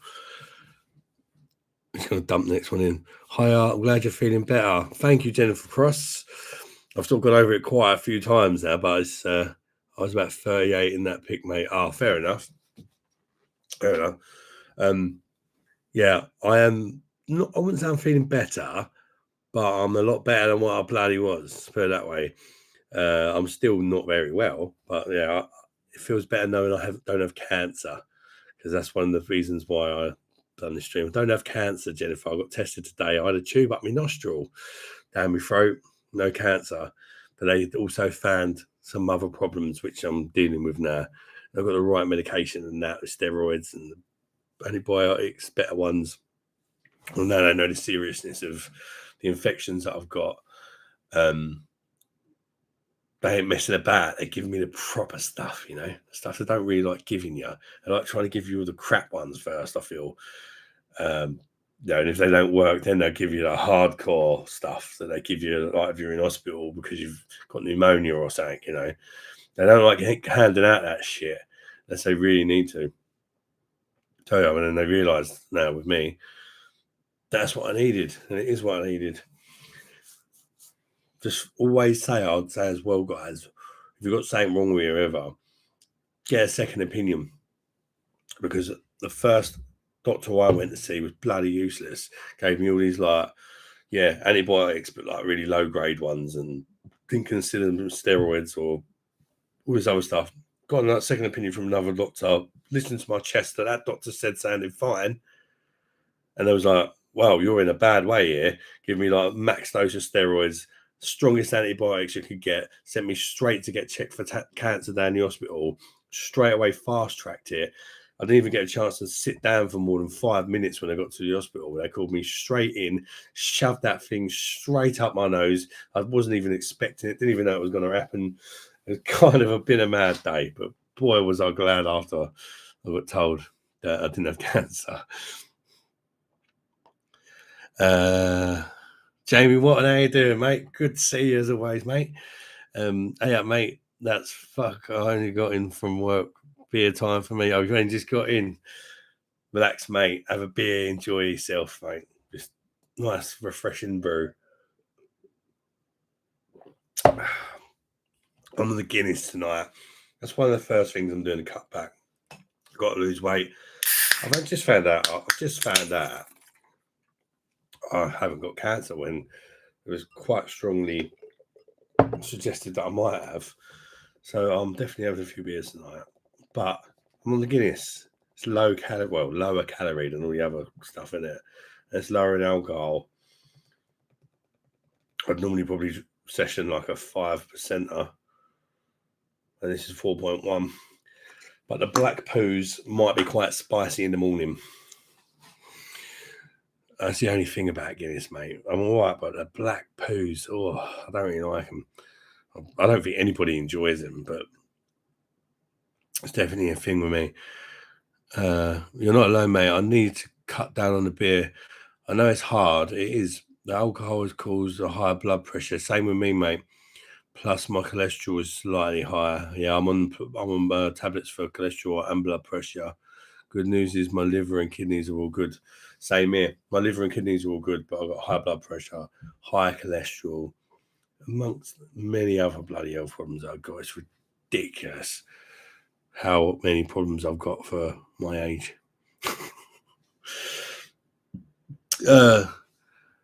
Narco 94, evening, Adam. How you doing, mate? Good to see you, bud. Thanks for coming to say hello, mate. Always good to see you, mate. Jamie White says, I'm just on Stella tonight. Fair dues, mate. Fair dues, isn't it? I mean, sometimes I drink Stella because they don't sell a lot around my local shop. And if it's going cheap, I'll have it. Do you know what I mean? What was it? Now, I did do a beer review just before I went live, and it went well, so that's why I thought I'd go live. So, and I did very cheap one, cost of living beer review, if you like, as this own brand Pilsner, which I've already reviewed before. It used to be 5%, and it was actually, for a supermarket home brand Pilsner, it was actually quite impressive when it was 5%. So I re-reviewed it now that it's 4.6 to see what sort of changes and that had happened with the beer, and whether it's been a good thing that they've reduced the ABV or a bad thing, because 5% is quite a strong session for some people, isn't it? So, but yeah, overall it was definitely worse for being reduced to 4.6. But I also said that it was a good you'll see when I put the review up, but if you're interested in that. But I also said that it was a good alternative for something like a Stella, because it's very similar quality-wise as UK brewed Stella. It's got that kind of arse factor about it, that kind of astringent UK brewed stuff, the odd sort of astringent bitterness you get. But it's not on the level as like a Moretti. It's more like a Stella, perhaps not quite. I actually pretty much said that it was probably better than the UK brewed Stella Just. And it's only £3.33 for 4 500ml cans of the stuff. So it's cheap. If you're penny pinching and you're really short on dough and you fancy a beer, it will do the job. Is it a good beer? Not particularly, but it's cheap. And let's just say it's no worse than all the other macro lagers, Fosters, Stellas, Carlsbergs, Carlins, all that crap. It has its own brand ones. The cans are bigger. The price is cheaper. There's a place for it in the market for those that want a beer, don't have much money. So I say, why the first can it go down lovely? That's because you've been, say you just got back from work, mate. The first beer when you come back from work, straight down the hatch. Always, especially if you've had a really hard day at work and it's a stressful day, or it's been a hot day, you just come back, bosh. I find it hard to relate to that now because I haven't worked since I was 23, but I can remember the first drink after work. But now it's more like a first drink after the kids go to bed. It's like, oh, they've gone to bed, have a beer. An older guy I know, we all have, an older guy I know will only have Guinness and has done for a long time. He said it was always seen in circles that the mass-produced UK lagers had chemicals in them. Yeah, I mean, they do put some shit. That's the good thing about a dual impurity law. They're not allowed to do that. Whereas over here, they don't even have to put the ingredients of what's in the beer on the can. How is that? How is that legal? That's ridiculous. That should be changed. You should know if it's something you're putting in your body, whether it's food or drink, the ingredients should be listed on the can as far as I'm concerned. They could put any old shit in your beer and they don't even have to say that it's in there. I mean, how can that be legal? It's just ridiculous, isn't it? Jennifer Cross. I've got complacent. Last week you had Deval's blonde triple. I couldn't get that one, but test the normal one. That was £2.50, 8.6% liquid sleeping pills, 2 bottles, and I was fast asleep on the same. Liquid sleeping pills, yeah. I mean, they are pretty hefty, aren't they? But if you, well, I wouldn't even say if you enjoyed that one, try the one that I had last week. Try the one you had last week, even if you didn't enjoy that one, Jennifer, because it's a completely different beer. Although sadly last week, because I didn't have no taste buds, I couldn't appreciate it. The taste buds are back, and never before has such basic food tasted so amazing in all my life. Like the Asda's own brand Doritos that I had last night. They were just salt flavored, cheap ass Doritos, no dip, no nothing, and they tasted so good. I've not been able to taste anything for like a week. It was just like eating these crisps and making love to them. Absolutely mental. I don't even really like tortillas. That's the thing. It's not my thing. Doritos are not my thing either. But just not being able to taste anything, and all of a sudden being able to taste the salt on these crisps, it was banging.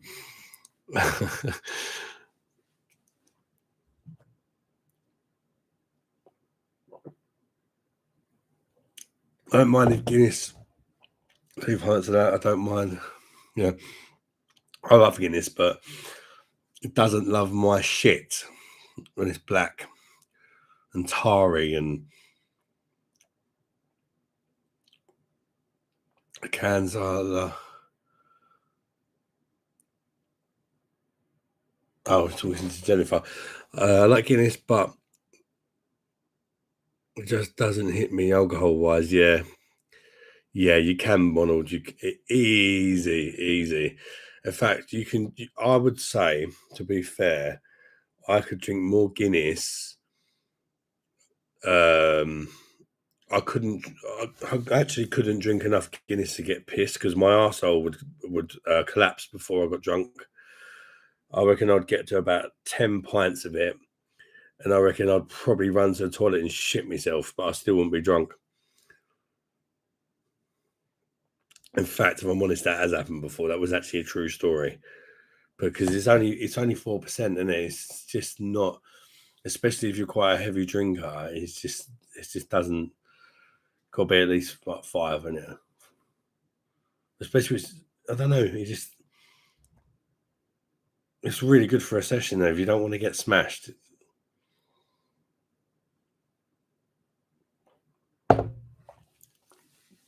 sounds like most macro beers full of shit. That's it, mate.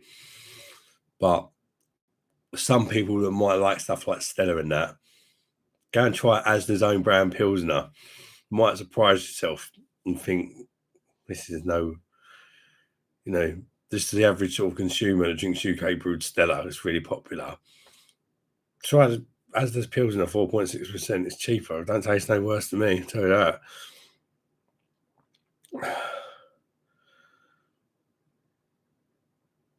In fact, I've got eight cans of it tonight, Ronald. 8 pack out of the old Tesco Express. I'm 4 of them. Well, I'll easily drink them. I wouldn't normally buy Guinness only. I'd have to get another couple after the 8 pack to sort of actually do something.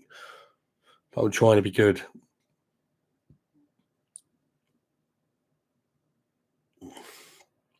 Mr. Ron, I've not had a beer since Sunday. You're going to grab a Warsteiner out of the fridge. Am I right to have a couple of beers on tablets? Yeah, you are, mate. Honestly, don't worry about the tablets and the citralopram. I can promise you, I've had a hell of a lot of beers while I was drinking. I'm on basically similar tablets to citralopram now, but like the stronger ones, and antipsychotics and everything. Uh, uh, Steroids, antibiotics, sleeping tablets, whatever. And I'll do it all when I still have a drink. The only thing I won't have when I'm drinking is paracetamol. pretty much. Or unless it specifically says on the pack, you're pretty much going to die if you drink on this tablet. And even then, I'll probably still Google it.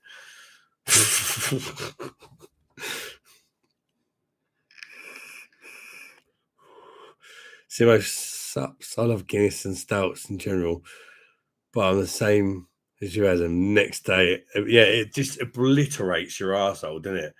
And you just, the regret, you just sat there and you're just like, oh, there we go. And you look at the state of it before you flush it and you're like, oh, was it worth it? I don't know.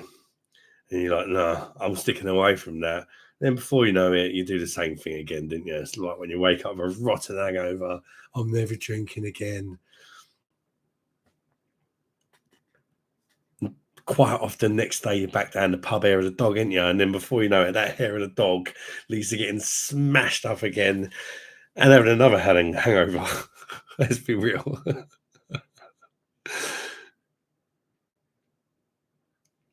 Jamie Watton, my brother, he only drink shitty Carling piss water. Yeah, Carling's the worst, mate. There's not much. In my eyes, of course, we're all different, but the Carling, for me, is probably the worst lager.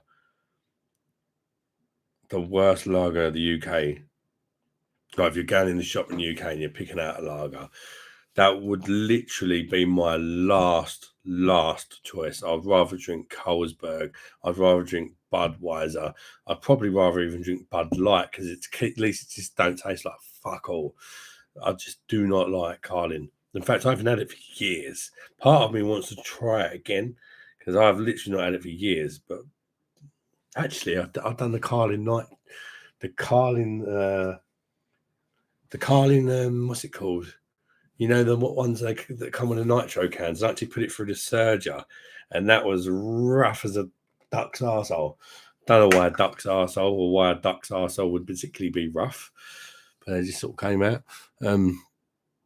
I think all the black number twos from Guinness is where your body can't process a certain amount of it quick enough. Yeah, I think it's the iron, isn't it?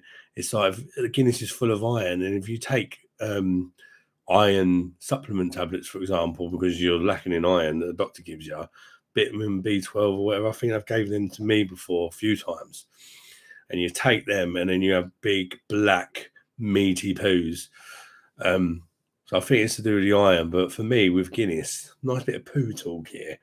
It's not like a big, fat, solid black poo. It's more like a bit of a kind of rough one. You know what I mean? Kind of not quite diarrhea, but not. It's like a tarry sort of. There's nothing satisfying about it. Do you know what I mean? Then across Irish Guinness tastes different. I live in Northern Ireland for a while, right on the border. We used to go for a walk down the street, the South of Ireland, 11 pub. Yeah, a lot of people say the Irish Guinness is different, and I would love to go to Guinness. I'd love to go to Ireland for a pint of Guinness because I am, in fact, part Irish. My granddad was Irish from Cork. And he was quite partial, from what I hear.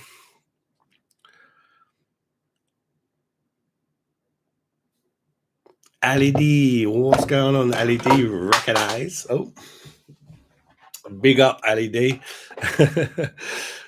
What's the news, mate? Yeah, I'm getting better. I've said it a few times now, but I'll try and do it quickly. Basically, a couple of days ago, I went to the doctor's. She's like, Jesus, your lungs are really bad. So she gave me some steroids to sort my lungs out and the strongest antibiotics you can possibly get, which took a couple of days, but then started helping. And she also referred me to get tested for cancer, fast track, which was today. Went there today, knowing I was getting tested for cancer. What I didn't know, they shoved the camera straight up my nose, straight down my throat to see if I had cancer, which thankfully I didn't, which was a relief. But they did find out that I have a very narrow airwave and a very big neck, as you can see.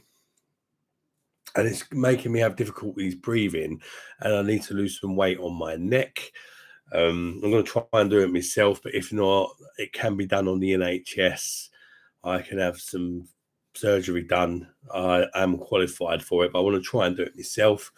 So yeah, I need to lose some weight around my neck, drink a bit less, obviously exercise more to lose weight, the normal things you do to lose weight.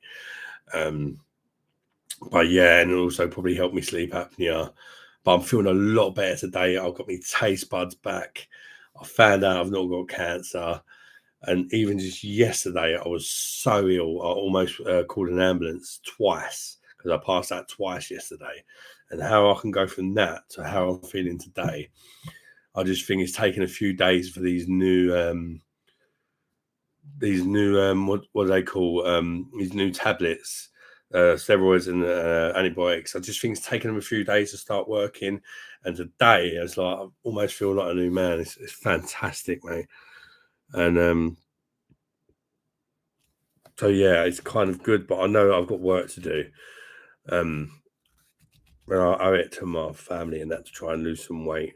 But it's so difficult for me because I've got to cut down drinking, but I use the drinking for my anxiety.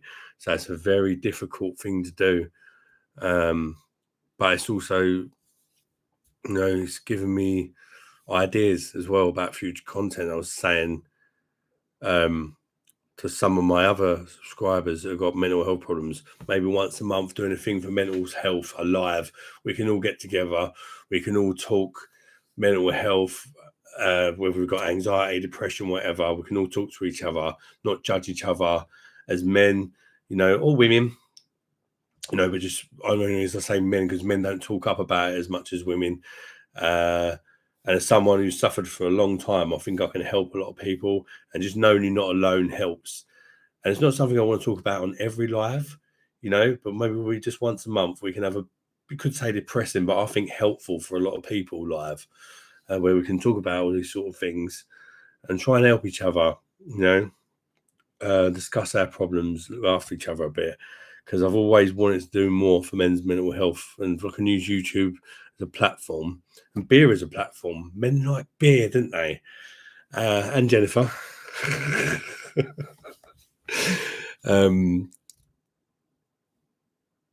What's better, the UK brewed Stella? I missed the better recommended. Oh, what I was saying, Michael, is as they do their Pilsner, I'll have a review coming up with that possibly tomorrow. I've already done it, but I've just not made the thumbnail and all that yet. I was saying just UK Stella is not great, mate, to be fair. And I'm saying just that Asda's very own brand Pilsner, which is the same percent, 4.6, is a lot cheaper than Stella. It comes in a bigger can as a 500 miller. Also brewed in the UK, but it quite happily says it on the can, and it's no worse than Stella. To save you a bit of money, give it a try. You might even prefer it, or you might think it's just as good, the same price. But it's certainly not a great beer. Simo Sups, why is that green? Right, Jennifer Cross, lol, anything but skippy piss. Simo Sups, welcome to the Super Beer Monster. Oh, does that mean you joined the channel, Simo? Thanks, mate. Wicked, thanks. I really appreciate that. I did have one member, but they left. He only joined for a month. I think he left. So it's very nice to have another member. Thank you. Well, I was Super Beer Monster as well. Bless you, mate. Thanks, Simo, mate. Really appreciate that, honestly. Didn't have to do that, mate. Honestly, Jesus Christ, you nutter. Guinness is like shitting out sloppy races for 2 days. It is as well. That's the thing as well, Simo. If it was just the next day, it wouldn't be as bad. But it goes on for the second day, and sometimes if you've had a particular heavy session on it, even the third day, there's still like it's eased up a bit, but there's still traces of it, and you're just like, Jesus. Trust Simo to be like, Simo's the expert on poo, and it can be more than a 1 day thing, that's for sure. I wonder if, because you get these guys in the pub and they're in there every day, it seems, and they're smashing, normally like the old guys, they're drinking Guinness constantly. And you just think, how does their rectum survive that kind of punishment? or perhaps after a while, does it go away? Do you stop getting the black poos? Is your body just get used to that amount of iron or whatever it is that turns the poo black? Is that a thing? Like, I don't know. Perhaps after a while you don't get it if you just persevere, or are they literally spending their whole life shitting like that and they just deal with it? I don't know. But it'd be interesting to know. But Simo, mate, seriously, mate, Simo's a top man, and I really appreciate that. And if you've not checked out his channel, guys, check it out. He's a fellow beer reviewer.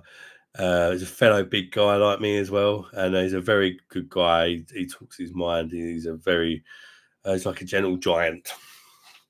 And yeah, he's got some good content on there as well. He does a lot of lives and stuff with people that I'm friends with as well, like Rate My Beer and Rob and lots of other people. I've done a few lives with him myself.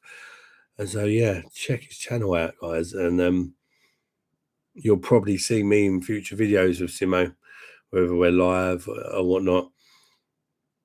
I'm booking my holiday on the weekend. Can't wait. Where are you going, Jamie, mate? Lovely to hear, mate. Always nice to get away. And I love going on holiday because not only is it nice to get away from the same four walls, the kids, when we go away, we tend to take them butling and stuff like that. They're busy. They've got stuff to do. They've got swimming pools. They've got parks and all that. And it kind of just gives us a little bit of a chance for me to actually talk to my missus and stuff. Yeah, it's really nice in that sense, and just nice just to keep them busy, because when they're busy, they're not bored, and when they're not bored, they're not terrorizing you and winding you up constantly. Jennifer Cross, so I don't need to get a black outfit anymore. You might need some black knickers if you don't want to ring and stain them. AD, how do you lose weight around the neck? Can you target just one area? Great news that it's not cancer, mate. You definitely sound better from where you were over the last couple of weeks. Yeah, Ali, like, I'm still like I'm nowhere near like 100%, but literally I've been like maybe like 20% for quite a while, like for like about 2 months. And just to go from like 20 to like 50, 60, what I am now, it's just like such a relief. And just being able to taste food and just have a bit more energy. My voice is a little bit coming back. I've not coughed once on the live. I mean, how mad is that compared to like if you've watched the last few lives where I've been trying to soldier on as much as I could, really trying, because I just wanted to keep going. But you can hear it, you can see it for yourself, and hopefully it's only going to get better. Thanks. How do you lose weight around the neck though? I don't know. I think if you just lose weight in general, it will come. It seems to just be somewhere. I'm very broad. I've got very big shoulders. A lot of people have said, "Oh, you're not even that big, mate." I am a lot bigger than I look.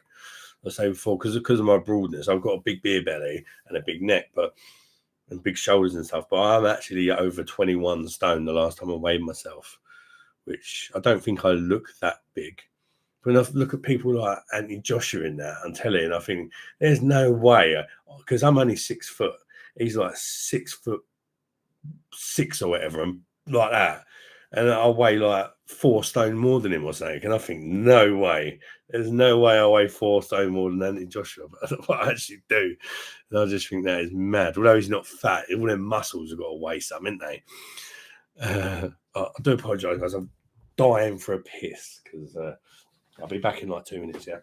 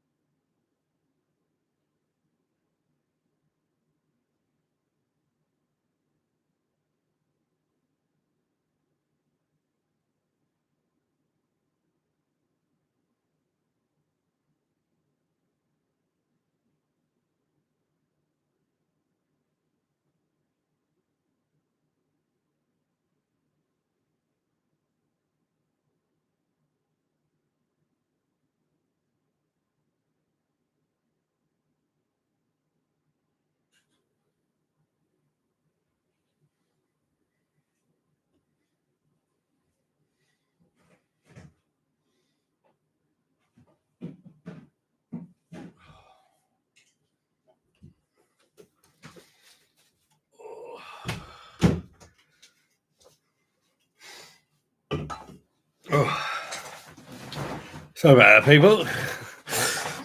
Nature calls sometimes, doesn't it? Especially when you're drinking Guinness, it quiets down, doesn't it? I need to catch up with the comments. But yeah, Ali D.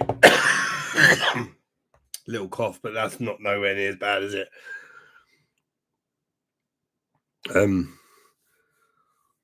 Great news, you're not got the calves now.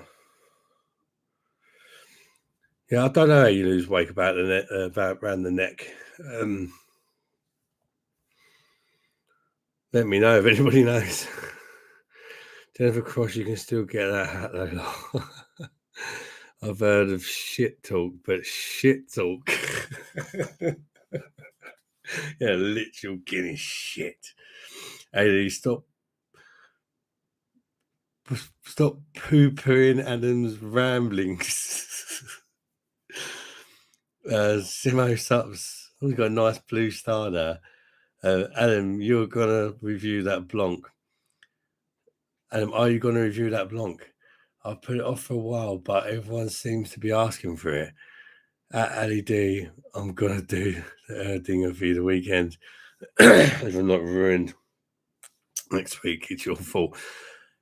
To be honest with you, I probably will do Blanc, even though by the time I do it, everyone and their nan has probably done it, and nobody will probably care anymore. Yeah, I've never tried it. I've never tried Kronenbourg Blanc, and I do like wheat beers. Although I prefer the German ones, I do still like a Hoegaarden and things like that. So I think I will like it. Probably not love it, but I think I'll like it. And I'm excited to try it. I'm excited to try it. And obviously, I watch a lot of Rate My Beer, who goes on about it a lot, and he's one of the people who got me into trying wheat beers and stuff. So, yeah, I'm really looking forward to trying it. I've just not seen it. That's the only reason I've not reviewed it yet.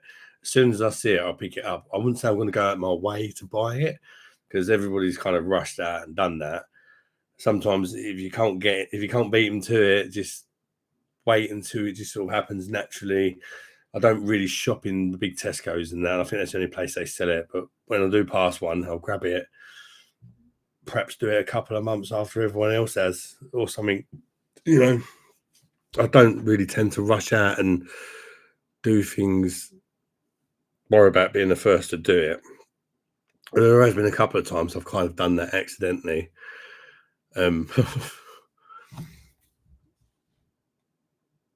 Eric is on the Rhineback of Ice Beer, miles better than Stella. Oh, Rhineback of Ice Beer is a lovely beer, mate. I was drinking that the last live I done. I think I had a couple of them, and it's very nice, especially for an Aldi one. I mean, you can't complain for an Aldi's own. Jamie Wharton, Cyprus pub. Oh, we're going Cyprus. Lovely. I've not been to Cyprus. When I was a kid, I've not been away abroad since I was 15. But we used to go as a kids. We used to go to. My dad used to take me to Greece, which is obviously near Cyprus, isn't it?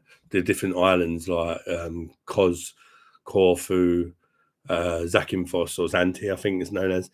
All that sort of. So I've been to quite a few Greek islands, and I went to Disneyland, Florida, when I was about 5, and that's the only places I've been. Oh, in Belgium. But unfortunately, when I went to Belgium, I think it was like a school trip or something. And so, like Belgium, you think beer, didn't you? And it wasn't even enough to drink beer. Might have had a bit of Belgian chocolate. But,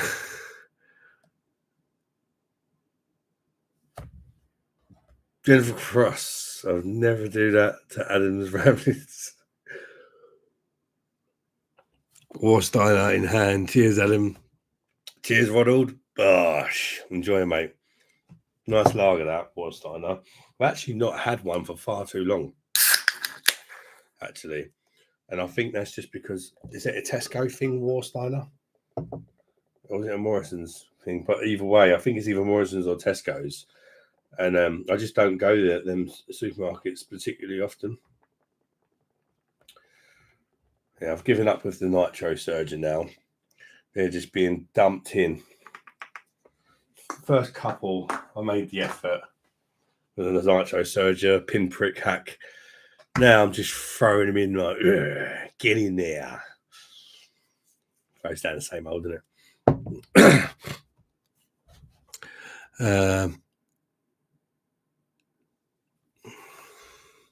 Simo Sups.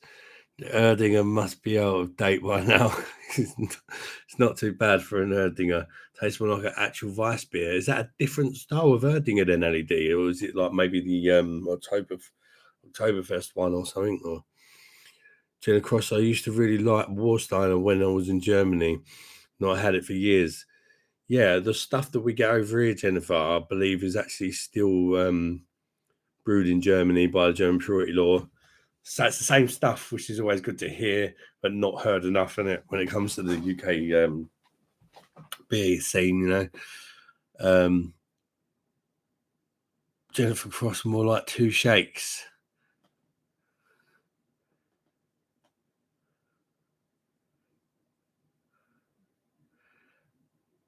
AD, it's got a little while left yet. Mr. Ronald, Jennifer Warsteiner on one of the best lagers you can grab from the supermarket shelf. Yeah, I mean, it's a German lager brewed by a German Purity Law that's actually brewed in Germany. It's amazing. It's a good beer. I've not had it for a while, actually. One of the ones I would actually quite like to revisit, because I reviewed that very early on when I made my channel. And I've tried so many beers since then. And I've learned so much more about what makes a good lager and stuff that it'd be interesting to see what I think of it now. Perhaps I could put it against another German, like a Kronbacher or an Aldi, one I always rave about. I could do Warsteiner perhaps against like a Rheinbacher and see if the Rheinbacher, no, Steinhauser, that's the one that I really like, and it's Steinhauser. See if it can compete with a proper, like, you know, well-known German one, like an Aldi one.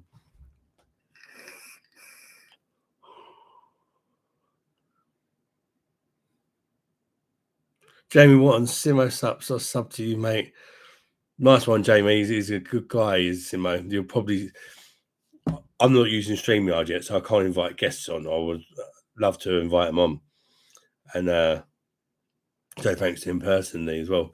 But you'll probably see me on the Simo Sups when I'm on his channel. Whenever I go live with him on his channel or whatnot, I'm going to try and sort of save the video to my playlists as well. I think there's one on there at the minute where I joined at some point, but then you'll be able to sort of see it on my channel and his.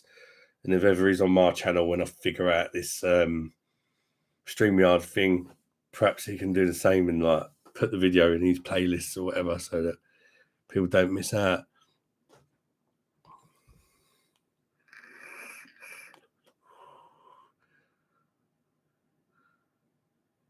I'm a big Tyskie fan.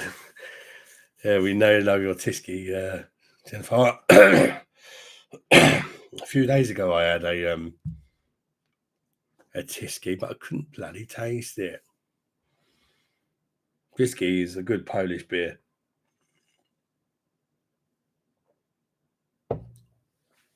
There's a few Polish lagers that are quite nice, actually.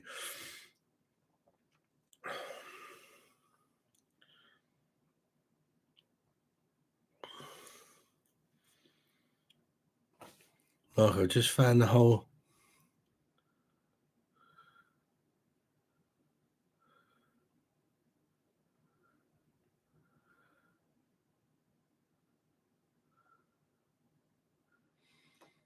Just found the whole time that the imported Australia Dam we get in the UK is still weaker than the Spanish stuff. So there, ours is 4.6. There's a 5.4. That's interesting.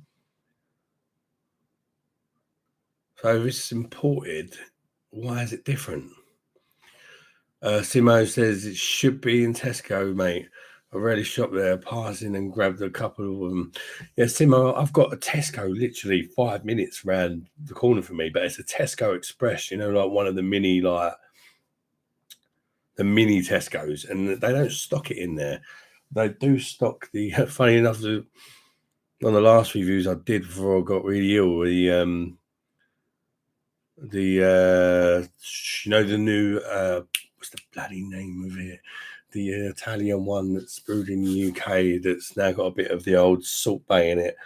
Unfiltered Moretti, that's the one.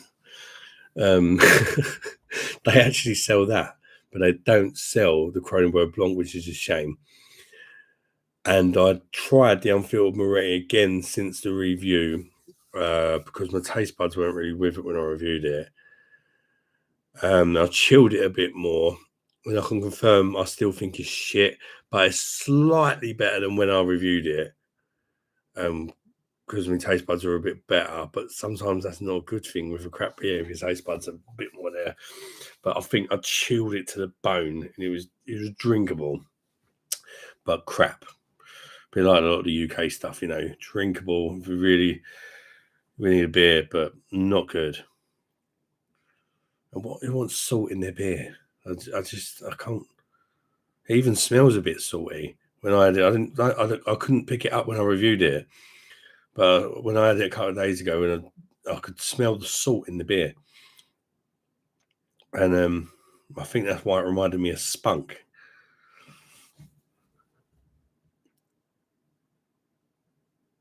Jamie Watton, I've been to Benidorm, but my girlfriend tells me I need to grow up. I'm not hitting no more. Growing up's overrated, isn't it?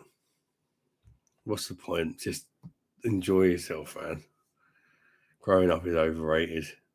I well immature sometimes. So I can be mature if I need to be sensible, but I like just being acting like a little kid sometimes as well. Just having fun. Chips and mayo from Belgium.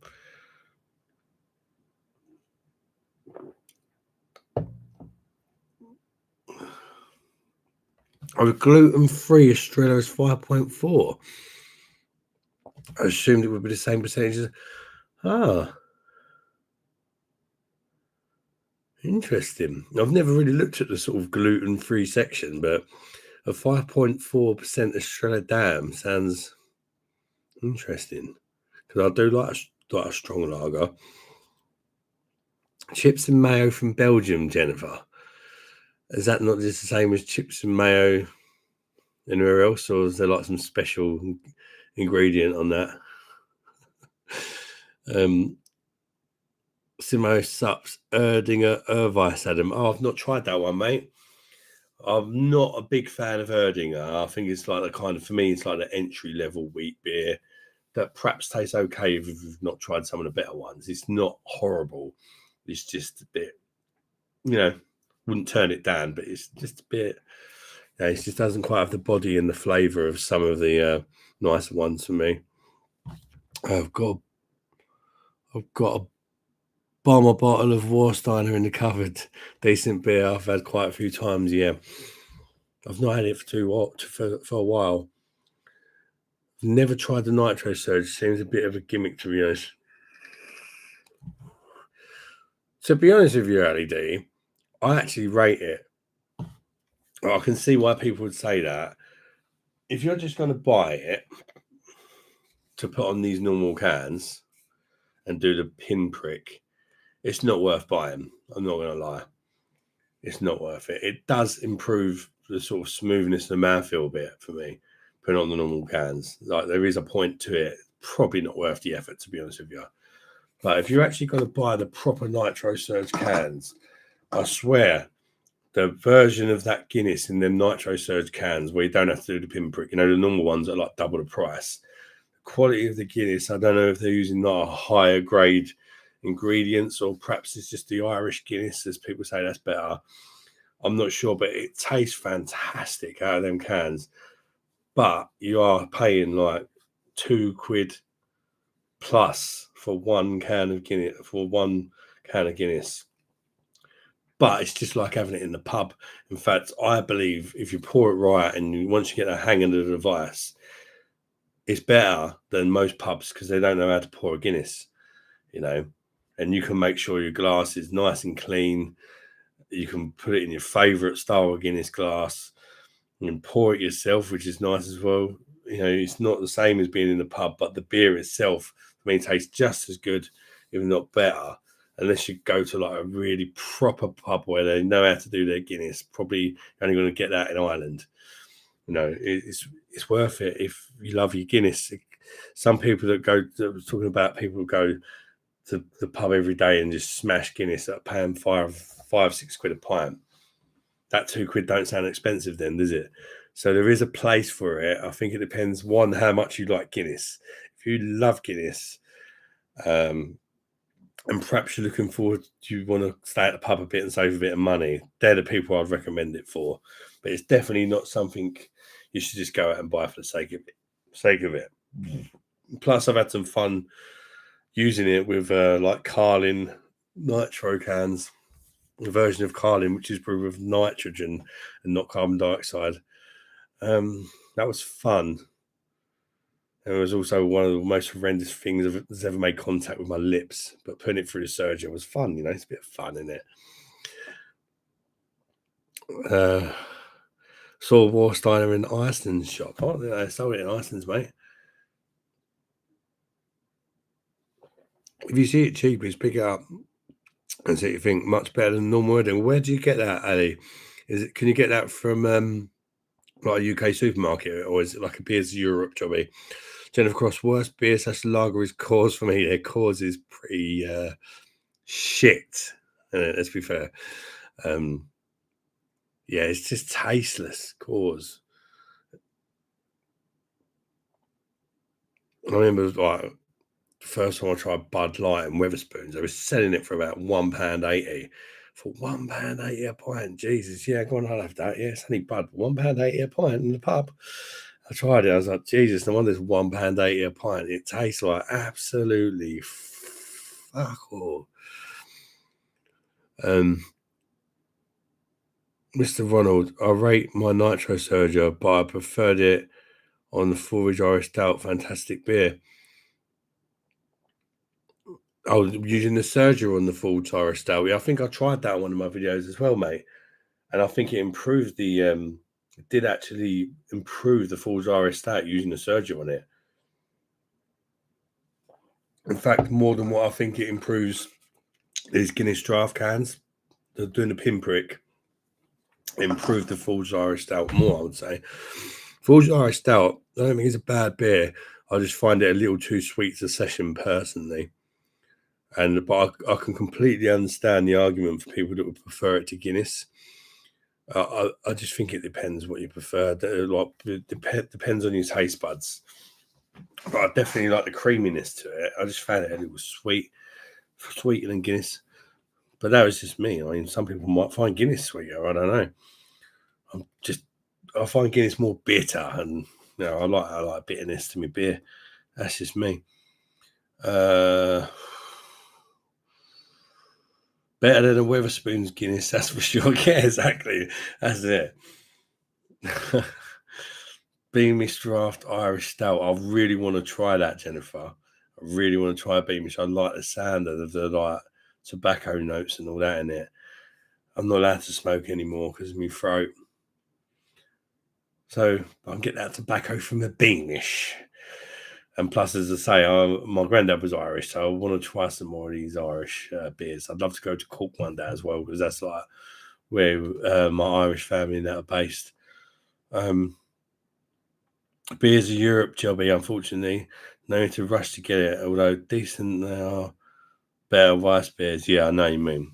So yeah, it's one to try, but it's not like a. I prefer Murphy's to Beamish. Murphy's is the one that got me into stouts. You know, I struggle to find Murphy's anymore. I like Murphy's as well. I do like Murphy's. I used to be able to get in like B&M and stuff like that. I've not seen it for a while.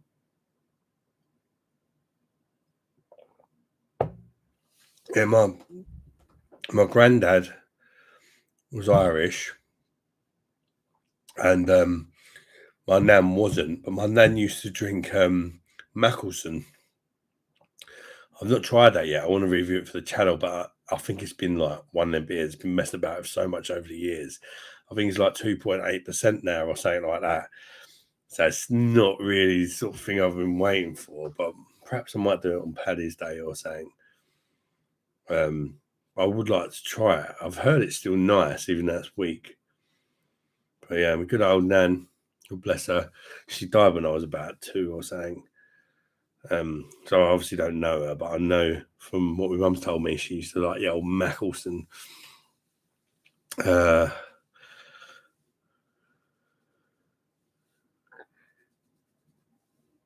you don't need sweet beers when you got the beer monster log.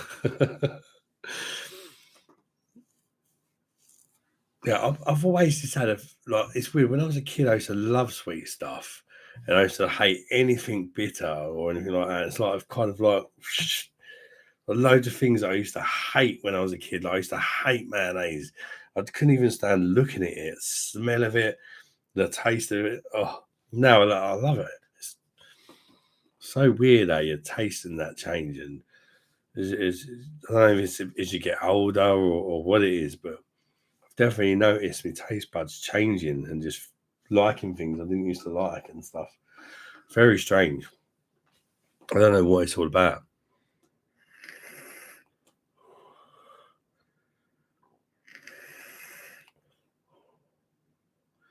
Do they still do the Murphy's Red? I've never tried Murphy's Red. What is Murphy's Red? Is it got something added to it, or is it like a stronger version or something? Try Murphy's if you get the chance at them. Yeah, I've tried Murphy's LED. You only see it in Ireland, mate. I haven't had it over here. Yeah, I've actually reviewed it on the channel, LED Murphy's. I reviewed it on the channel. I'm pretty sure I gave it an 8 plus. It was a while back, like when I first started sometime, but I reviewed it on. I used to be able to get it quite easily, actually, where I'm from. From I think it was B&M, but then it just disappeared, and it's a shame. In fact, Murphy's was always. I always used to prefer it to Guinness. Like, when I first tried stouts, like way back, like 15 years ago, I was saying, I never liked Guinness, but I liked Murphy's, and that sort of chopped and changed over the years. I found Murphy's a bit more for someone who's about to try stout for the first time. I found it a bit more beginner friendly than Guinness.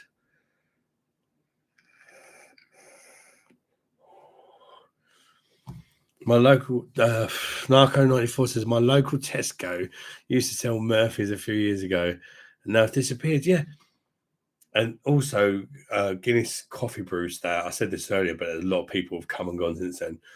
Guinness coffee brew stout. If you was a fan of that, the coffee version of Guinness draft basically has been discontinued. If you're wondering why you haven't seen it in the shops lately, been discontinued, which my mum's not happy about because she loves the stuff. She's like, "How could you do that?" She's like devastated. And that's somebody mentioned earlier about trying the Guinness coffee. Guinness on demand, the Aldi's coffee stout as like an alternative to the Guinness brew. So she's going to give that a go. And it'd be interesting to see how the old mother gets on with the Aldi Guinness, which is like 5.2%. That one. It's not nitro. It comes in a bottle. But I've viewed it recently on the channel. Actually, the Aldi coffee, Aldi's coffee Guinness, and it was definitely an experience. Put it that way, and an overall positive experience. Like the flavors that come out of that Aldi coffee stout were absolutely mental. If you've not tried it, you got to try it. I'm not going to promise you'll like it, but you might absolutely love it. But it's definitely an experience either way. It's not one of them beers that sort of goes in there gently. It's a full-on getting raped by a million coffee beans.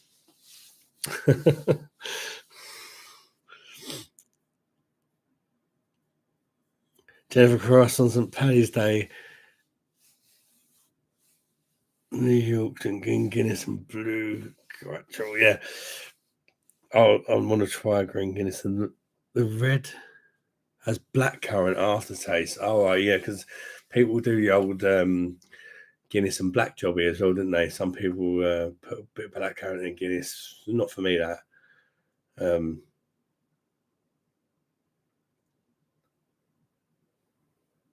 They do the same shit with cider these days. Yeah, like Strongbow dark fruit and all that. It's not for me. To be honest, I like cider, but if I'm going to drink a cider, I just want a proper cider that's, not super full of additives and blackcurrant and all that. I just want an apple cider or maybe a pear cider, just not full of crap. That's the sort of cider I like. Although I've got a sort of, what do you call it, guilty pleasure of mine.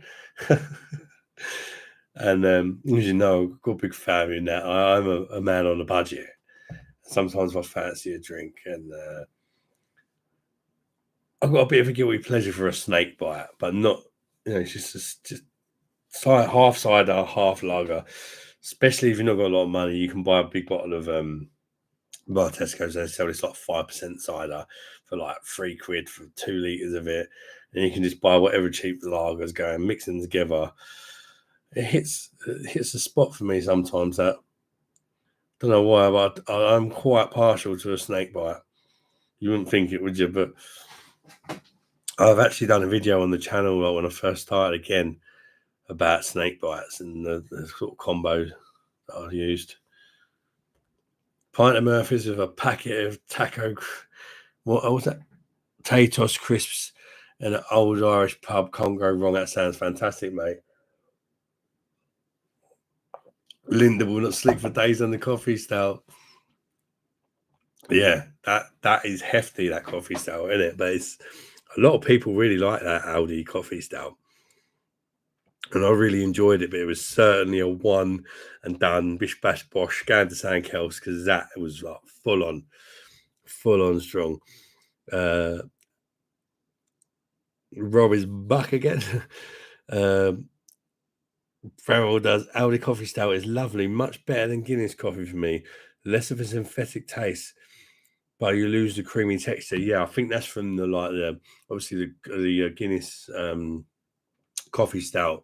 Probably is the nitro surge in it, which gives it that sort of creamy mouthfeel. But when it comes to what one tastes more like coffee, there's no doubt that Aldi one definitely has more flavour.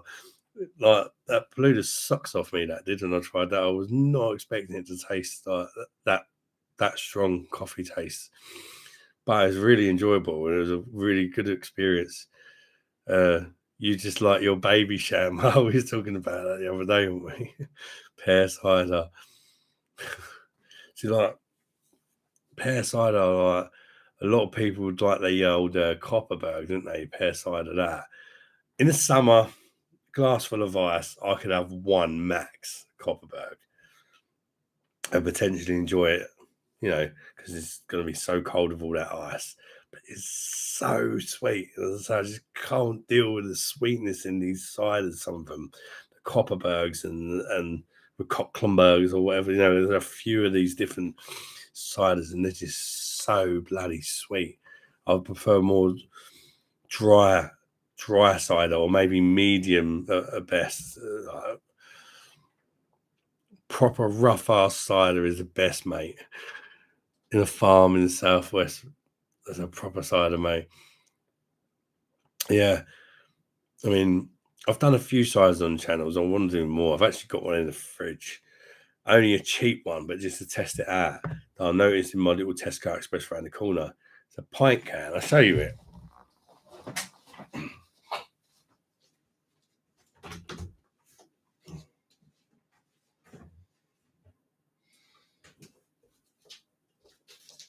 So I do like to try and find some beers for people that don't have a lot of money, or no. And I'll see this.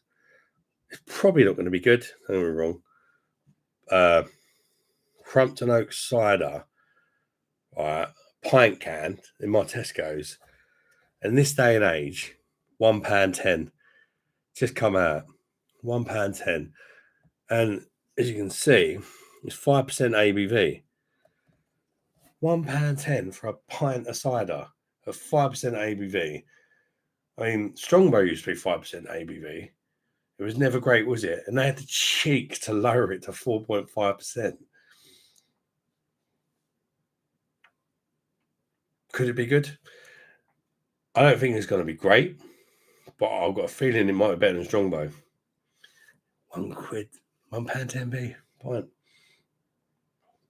It says medium as well, so I'm hoping it's not going to be too sweet for me. I don't think it's going to be a sweet.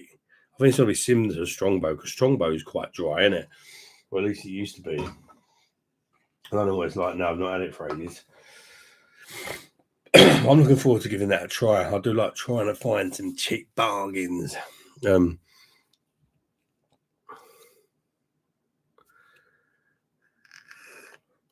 Michael Slocum, favourite of beer you can't beat. Favourite of S beer.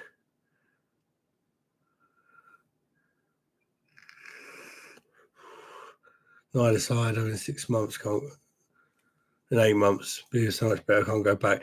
Yeah, I prefer beer, but I do every now and again a fancier cider. Just when I fancy something different, Or sometimes I might go through a little stage of having the snake bites, or just wanting something different. You got variety is the spice of life, isn't it? I just get no matter how much I like a beer, I don't want to drink the same beer all the time. I don't think I'll ever again want to go, that's the best beer, that's my favourite beer. So for the rest of my life I'm going to drink that beer. I'd rather always sort of mix, match, try different things. While there's beers out there to be tried, I'm going to bloody try them. You know what I mean?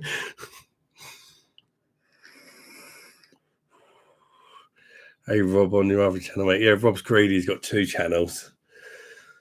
I'm not sure I've actually subscribed to your other one. What do you do on the Bramall Dozen? Is that a food channel or something? We used to have turbo shandies down here, bottle of Smirnoff Ice topped up with half a Stella. Yeah, I remember them, mate. I've heard of them. Smirnoff Ice is well sweet as well, isn't it? I guarantee the Stella now with that arsey kind of bitterness, the Smirnoff Ice will sort that out at least.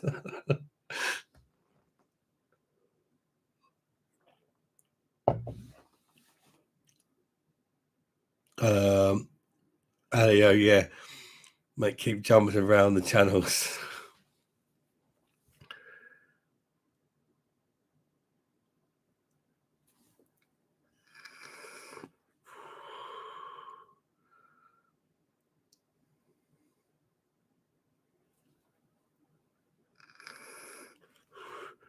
Oh, you've had this one.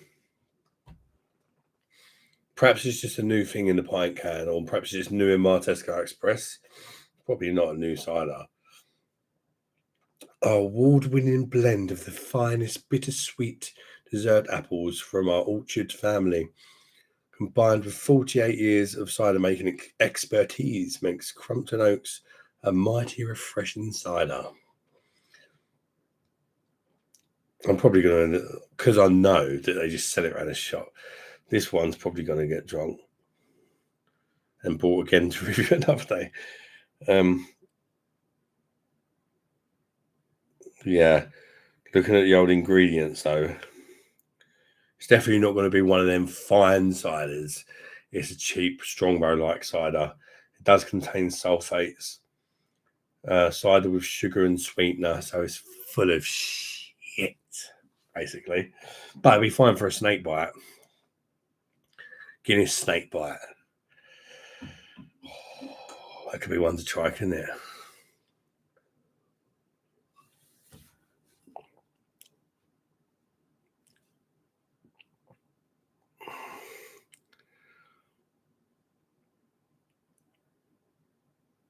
I've drunk a lot of Strongbows as a youngster. It is absolute shite. I think it only got worse when they lowered the ABV. And they bring out all these different flavors, tropical ones, pear ones, and they're all shit. But for some reason, people in the UK love drinking shit. It don't matter if it's cider, it's beer, if it's wine. We do love a shit drink in the UK, just a general sort of, thing is, what I like is I get like people drink shit stuff because it's cheaper, but you can actually find better products for your money that are not expensive. I don't have a lot of money, but even like I say, the Aldi beers compared to drinking like Carlins and stuff, it's not a money thing for me. There are options out there that are better, even if you are sort of on a tight budget,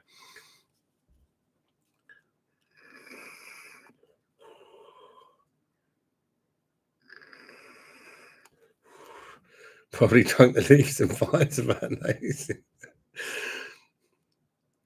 I would never drink it, but when I was 18, the Mad Boys would drink Duckham's hyper-grade half-strong cider, bitter with a blue Carrasco, look like green oil. Oh, show my age. Sounds all weird. That sounds a bit rough, doesn't it, Ronald? Looks even worse. I can imagine. I've had 9 cans of cider ages ago, beer monster. I've had, yeah. Yeah, I mean, I drink too much, mate. That's a common sort of thing for me as well. He eats cow hooves and stuff, Adam. He's a wrong on that, Rob. Cow hooves. Oh. Give me a bit of steak, don't get me wrong. I'm not like, don't touch the animals and all that, but eating a cow's hoof. Is that even edible? What would that taste like? Feet. I don't know. Cow heels, tripe, and black pudding. These cow hooves.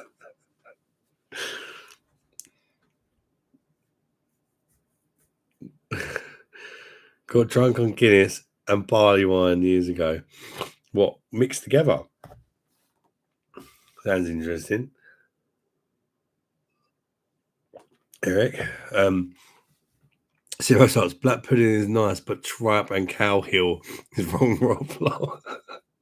Yeah, it does sound like an acquired taste, to say the least, doesn't it?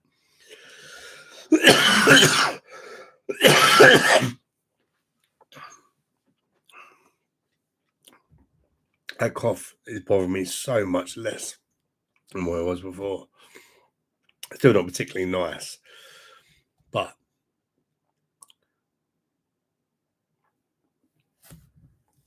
Michael Slocum, I drank Strongbow when it was 5.3 ABV. Now it's 4.5. I can afford it. Can't drink piss, sorry. Yeah, I mean, the price came down, didn't it? I like to enjoy a beer these days. Back in the day, it was just to get pissed, so I'd drink any shot. Now I would enjoy it. Yeah, I mean, you're not wrong there, mate. Back in the day, like when you're younger, you just want to get, it's all about just getting pissed, isn't it? You don't even care. You go out with your mates, you buy bottles of White Lightning 2020, whatever's going. And you're there to have a good time. You don't really care what it tastes like.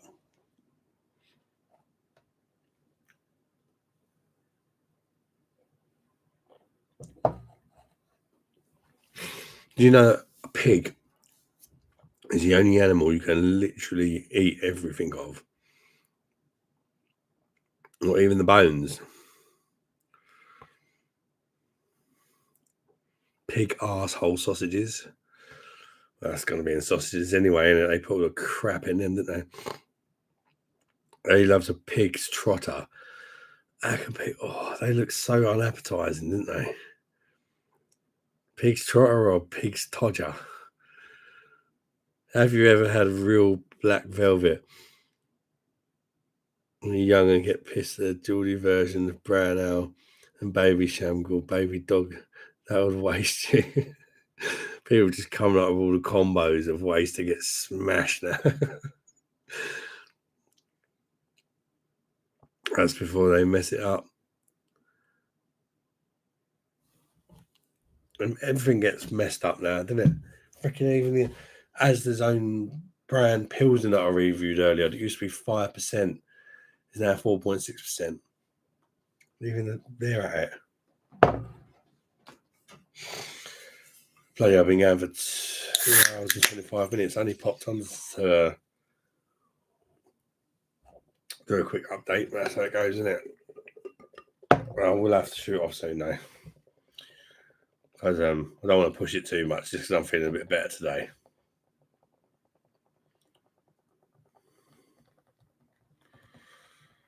So, yeah, I will be going soon.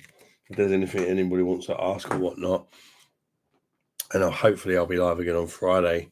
May or may not. I'm just going to take it just however I'm feeling for now.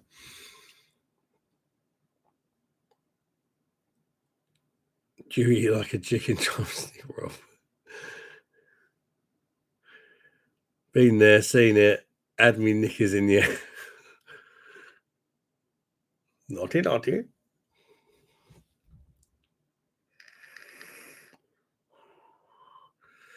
So yeah, if I missed much the last week then in the beer community world, because I've not been watching people's videos and stuff really. Every now and again, I don't know what's been going down, how people are, or if there's any news.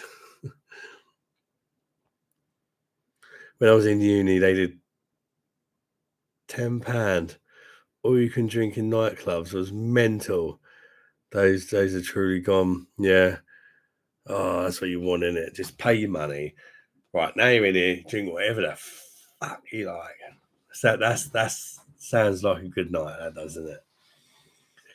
God, can you imagine how much that sort of thing would cost now? And you're thinking the price of a pint and that, and sort of all you can eat sort of jobby, you pay your money at the door, all you can eat, all you can drink jobby, where you just pay your ticket price and then you can just drink as much as you want.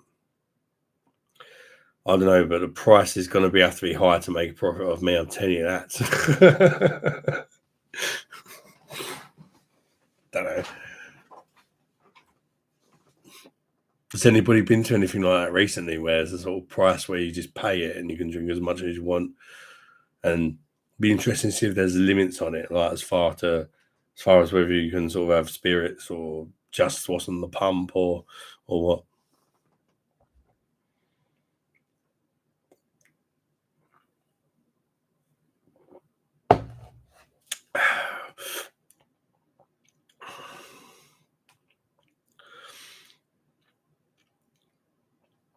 Them tile floors around the bar are not hill friendly. Michael Slocum, I appreciate when you feel good enough to go live or make a beer review. All I care about is your health right now. Oh, that's really nice, mate. That's really nice. I don't want you guys to ever feel like you're pressuring me or anything like that, because I'm not doing this right now because I feel pressured. I'm doing it because I want to do it. I'm not 100%, maybe 60% back to sort of feeling good. But when you're feeling unwell, I don't like sitting around and just left with my thoughts and feeling sorry for myself. I like to carry on, and you have to carry on when you've got a big family like me, 5 kids in the house and that. Absolutely fucking mad, even though I don't sound like it now. You have to carry on. Things have to be done. You have to carry on the best you can when you've got a big family.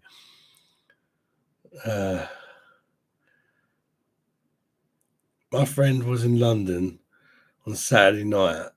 More shite was £7.20 a pint. Oh, £7.20 a pint. Kind of mad, isn't it? What has happened to the world?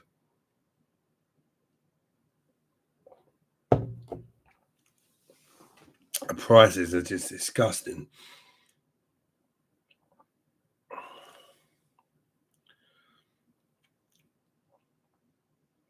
Doing vodka and Red Bull most of the night. Thought I'd dance a lot, Michael Jackson by the end of the night. Vodka and Red Bull, they're lethal, mate. Because I mean, that's probably not good for you as well. Because I mean, they say energy drinks are pretty bad for you, and then you think of all that caffeine mixed with the vodka, which no doubt was at least probably a double. Yeah, they definitely hit you them. Yeah, vodka Red Bulls. I remember going through a stage with them. They were really popular at one point, weren't they? The vodka Red Bulls.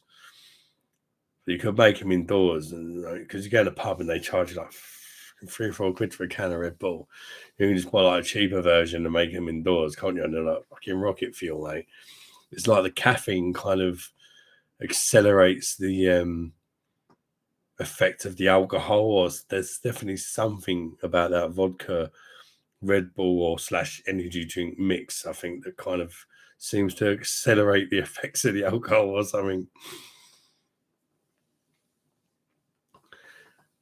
Then, of course, I've had 4 bottles of the Val for £7.50.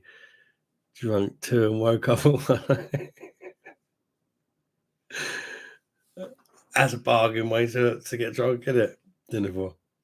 But you do try that Citra one. If you like citrusy things. If you don't, then don't waste your money. You won't like it. It's full on. It's like a citrus version of that Aldi coffee stout as far as showcasing the hop, I suppose.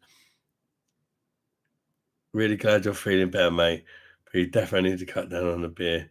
Give yourself 2 or 3 days a week off, and your tolerance will go down a bit. Yeah, I do, Ronald. I definitely need to cut down on the beer. I said earlier, I'm drinking about 10 cans of beer a night, and I have done. It's not like a recent thing. I've been doing that. I've been doing that for 10 years plus, and days off are rare. They are rare. But that's the problem, is your tolerance level gets higher. You need more to get the same thing. But in a minute, to start off with, I'm just drinking weaker stuff. And I'm not going to go over the 10. But instead of drinking like a 5-6% beer, starting off with a Guinness, I'm just going to slowly cut back. Guinness is 4.1%. And I've picked up 8 of them instead of 10. So starting it.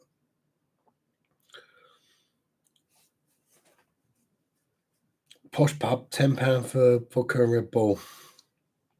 That's ridiculous, isn't it?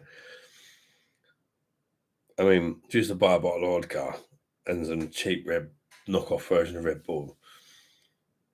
I mean, it wouldn't cost nowhere near that much money to make it, would it? You're not gonna. Oh, I've had plenty of energy though, buzzing off my tits. I bet you was, mate. I was like, but everybody thought you was on something else on the packet, mate.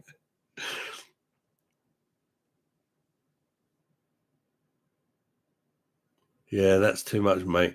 I drink a lot, but not as much as the beer monster. Yeah, easily like 10 cans. I'd say 10 cans a night is average. There will be the odd night where I might drink 5 and think, I'm not feeling it tonight. But there'll be the odd night where I'll drink me 10 and then get a couple more. Do you know what I mean? I'd say on average. And the problem with me is I find it hard to take a day off because the anxiety just goes absolutely mental for me.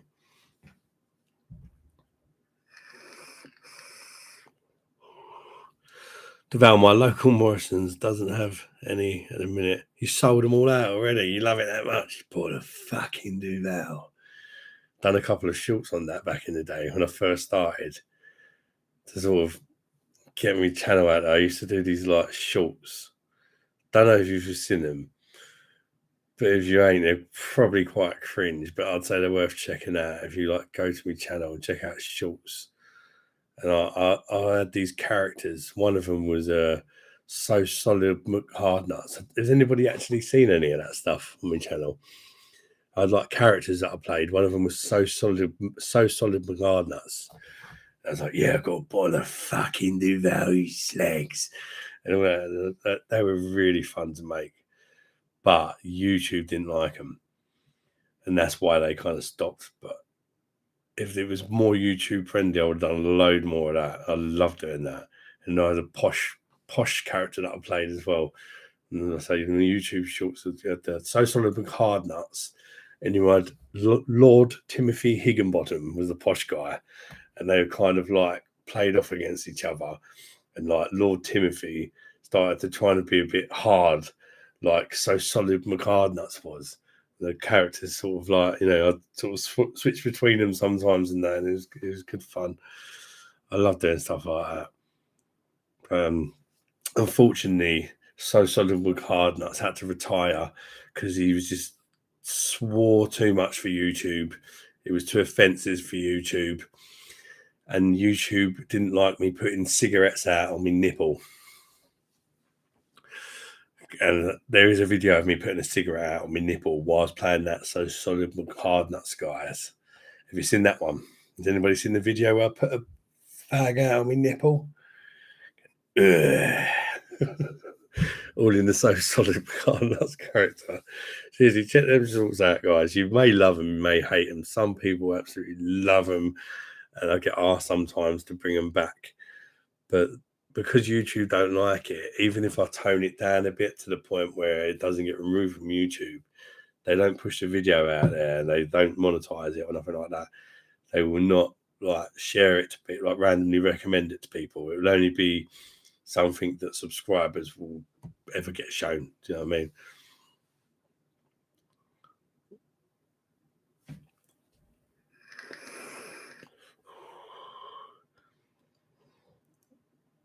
I've always drunk twice a week, 3 to 4 days. If that makes sense. Yeah, that I need even something like that. I think I even need to drink substantially less each day, or just find a way to take some days off. I think if I can get a decent sleeping tablet that actually works, that would be a good way of taking a day off. When I get to the stage where I normally buy me beers, just take a sleeping tablet. I've got sleeping tablets, got all sorts of sleeping tablets, but there's only one sleeping tablet that works for me. And the doctors don't like giving them out because you can become reliant on it and it's addictive. That's a bit of a crappy situation. Mr. Ronald, I know what you mean, mate. I usually don't drink Monday, Tuesday, and Wednesday. And my sleep is awful on those days. And I have to fight with myself and not to drink after work.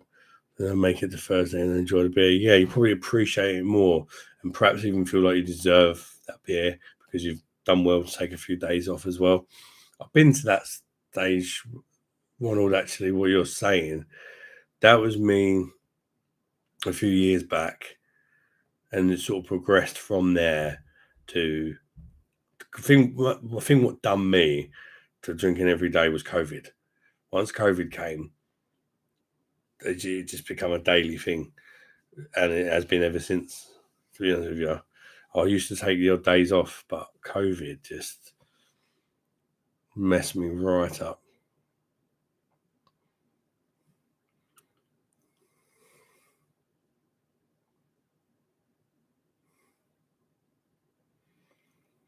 I get drunk on Tuesday night, Saturday get drunk again. Seen him, man. Very good, mate. McHardnuts. Fuck, I only drink at night.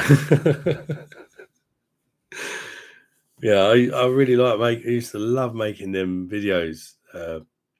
Check them out, guys. You might hate them, and you might think, but it's all acting. I've always had like a slight sort of thing in me, like a kind of like Harry Enfield, kind of like playing characters and that. And something I really wanted to do on the channel, but I soon discovered that YouTube didn't really like it, so I sort of stopped doing it because if the YouTube's not recommending it to anyone, no one's going to see it.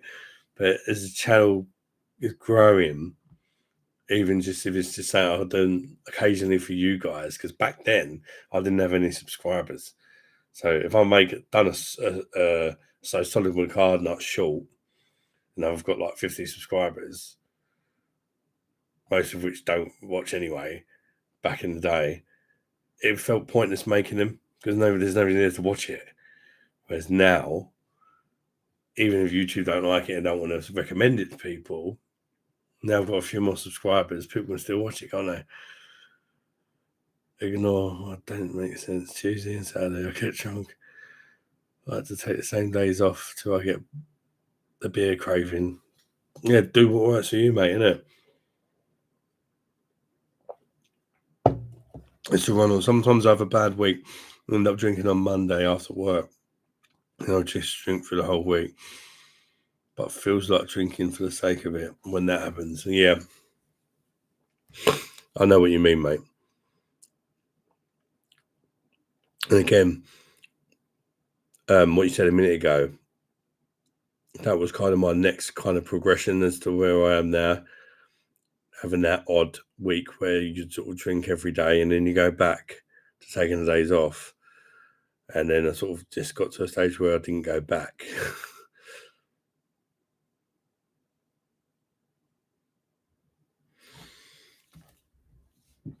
Anyway, guys, I'm going to wrap it up there. Oh, AD, 5 reasons why beer is better than a woman. Feminists would be after you for that short. Oh, yeah, that's what I mean, AD. I've got this, like, my sense of humour. I don't ever mean to offend anyone. It's just a laugh, and it's more the sort of thing that people appreciated in the 90s and stuff like that. And now it's like, oh, like a few of the videos I made, people say, like, oh, that was brilliant. But if I was you, I'd take it off YouTube because that's going to get you in trouble. There was one where I was like, pretending to be a Chinese man, and my son, who's 18, says, like, that was really funny, but remove it, Dad, because that's going to get you in trouble. So I did. And it wasn't meant to offend anyone, but that's the problem these days is people just do get offended. I'll take the piss out of any country. I'll quite happily take the piss out of myself for being fat, ginger, and hairy, or whatever. But nothing's meant to offend. It's just people from different countries have different things you can take the piss out of, don't they? Some people, but you got to be so careful what you say to the point where it's stupid these days.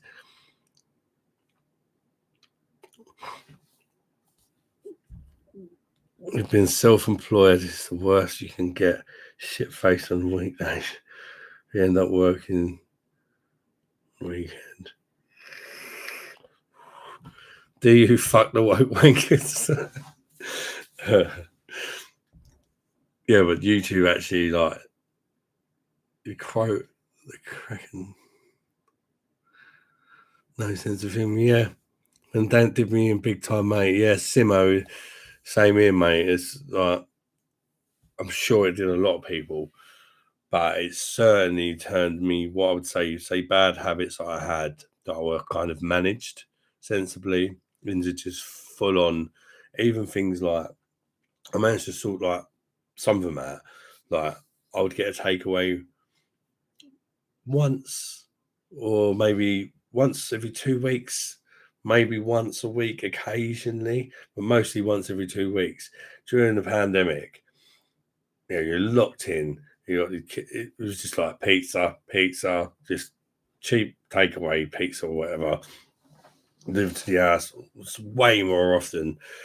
Just as many as we could afford, pretty much. You just ended up just getting in a right rut, drinking, ordering takeaways, just doing whatever kept us sane.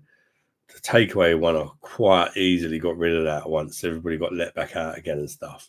But the beer one, just the bad habit with the beer just sort of stuck around. I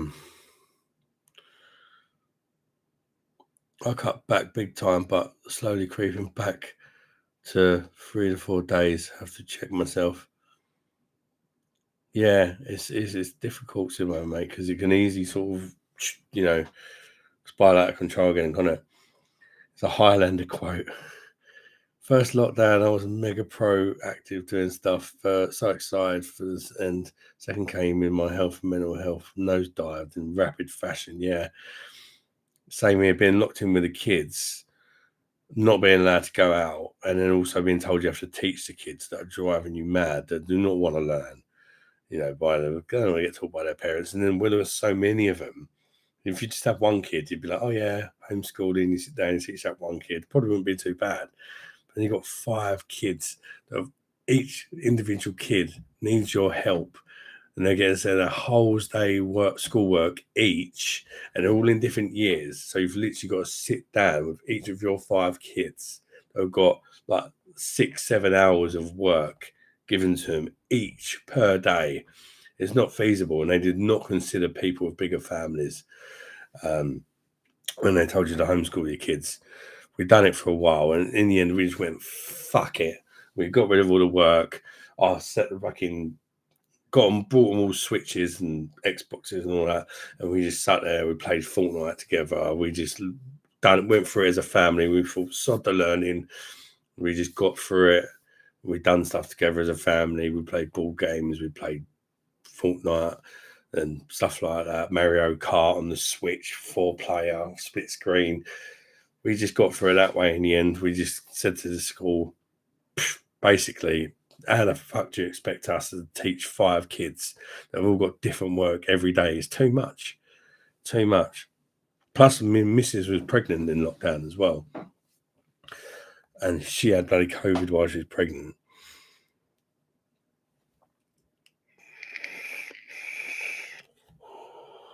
It's only banter. If they can't handle it, it's their problem. Yeah, that's true, mate. That's the way I like to look at it. But YouTube, I like. You know how many, nearly every live I do, they demonetize it. Because I enjoy doing it, because they just demonetize. I don't even know why. Even just talking about COVID gets you demonetized. And I've done that now, and never mind.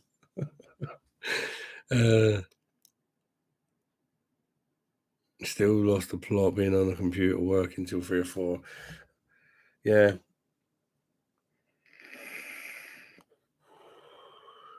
Still work from home, but yeah, I suppose a lot of the companies have carried on with the whole working from home thing, haven't they? Simo. A lot of even things like going to Butlins, a lot of the stuff they brought out in COVID, like having to book what entertainment you wanted to see, they still do it now. I hate it. Just been watching more of them shorts, mate. You have the same mad sense of humour as me, mad expressions, etc. Yeah. Yeah, they are mad. Some of them are really bad. Some of them are just stupid. Some of them are quite funny, I think. And some of them are quite offensive, but they're not meant to be offensive. You know, there's one when I said something like, it's a joke I made off about, it was kind of like about disabled. I mean, I'm disabled myself, but it was like, what was it? Saying about a joke where I said, I forget what it was now. Saying about, I was like, yeah, I walked into the pub and some 4-wheel cheeky bastard who was in a wheelchair come up to me and said, why do you smoke, mate? It's not good for you. So I turned around him and said, why are you wearing Nike Airs, mate? You can't fucking walk, or something like that. It's just like, again, like offensive, but it's only meant in a joking way, you know. And I was playing the character of like the so solid McHardnuts guy that I made up. But again, YouTube will never push stuff like that.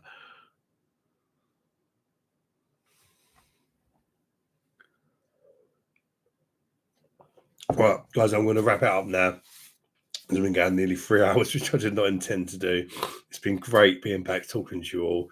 I'm going to leave now just in case I overdo it and make myself bleed ill again. But it's been really good, and hopefully I'll be back on Friday for another live. I have done a beer review, which hopefully I'll get up tomorrow, and we'll just see how I go. I'm just going to come back at my own pace and yeah, just do it as I say, like when I feel like I'm able to do it. But today's been a good day, and that's why I've done a beer review and come live. But tomorrow could be different, or I could feel even better. I'm just going to take it one day at a time. But thanks for all the continued support. Thank you, Simo, for joining the membership. Thank you, everyone, for wishing me well and coming to chat with me. and talking about your situations, whether they're good or bad, and that. It's always good to hear from you guys. And yeah, take care of yourselves, and so stay well, guys. And if you want to chat, always add me on Facebook as well. If you've not done it already, it's in the description of me profile thing or whatever. Add me on Facebook and stuff like that as well, guys, if you want to. And till the next one, as always, say bye-bye, darlings.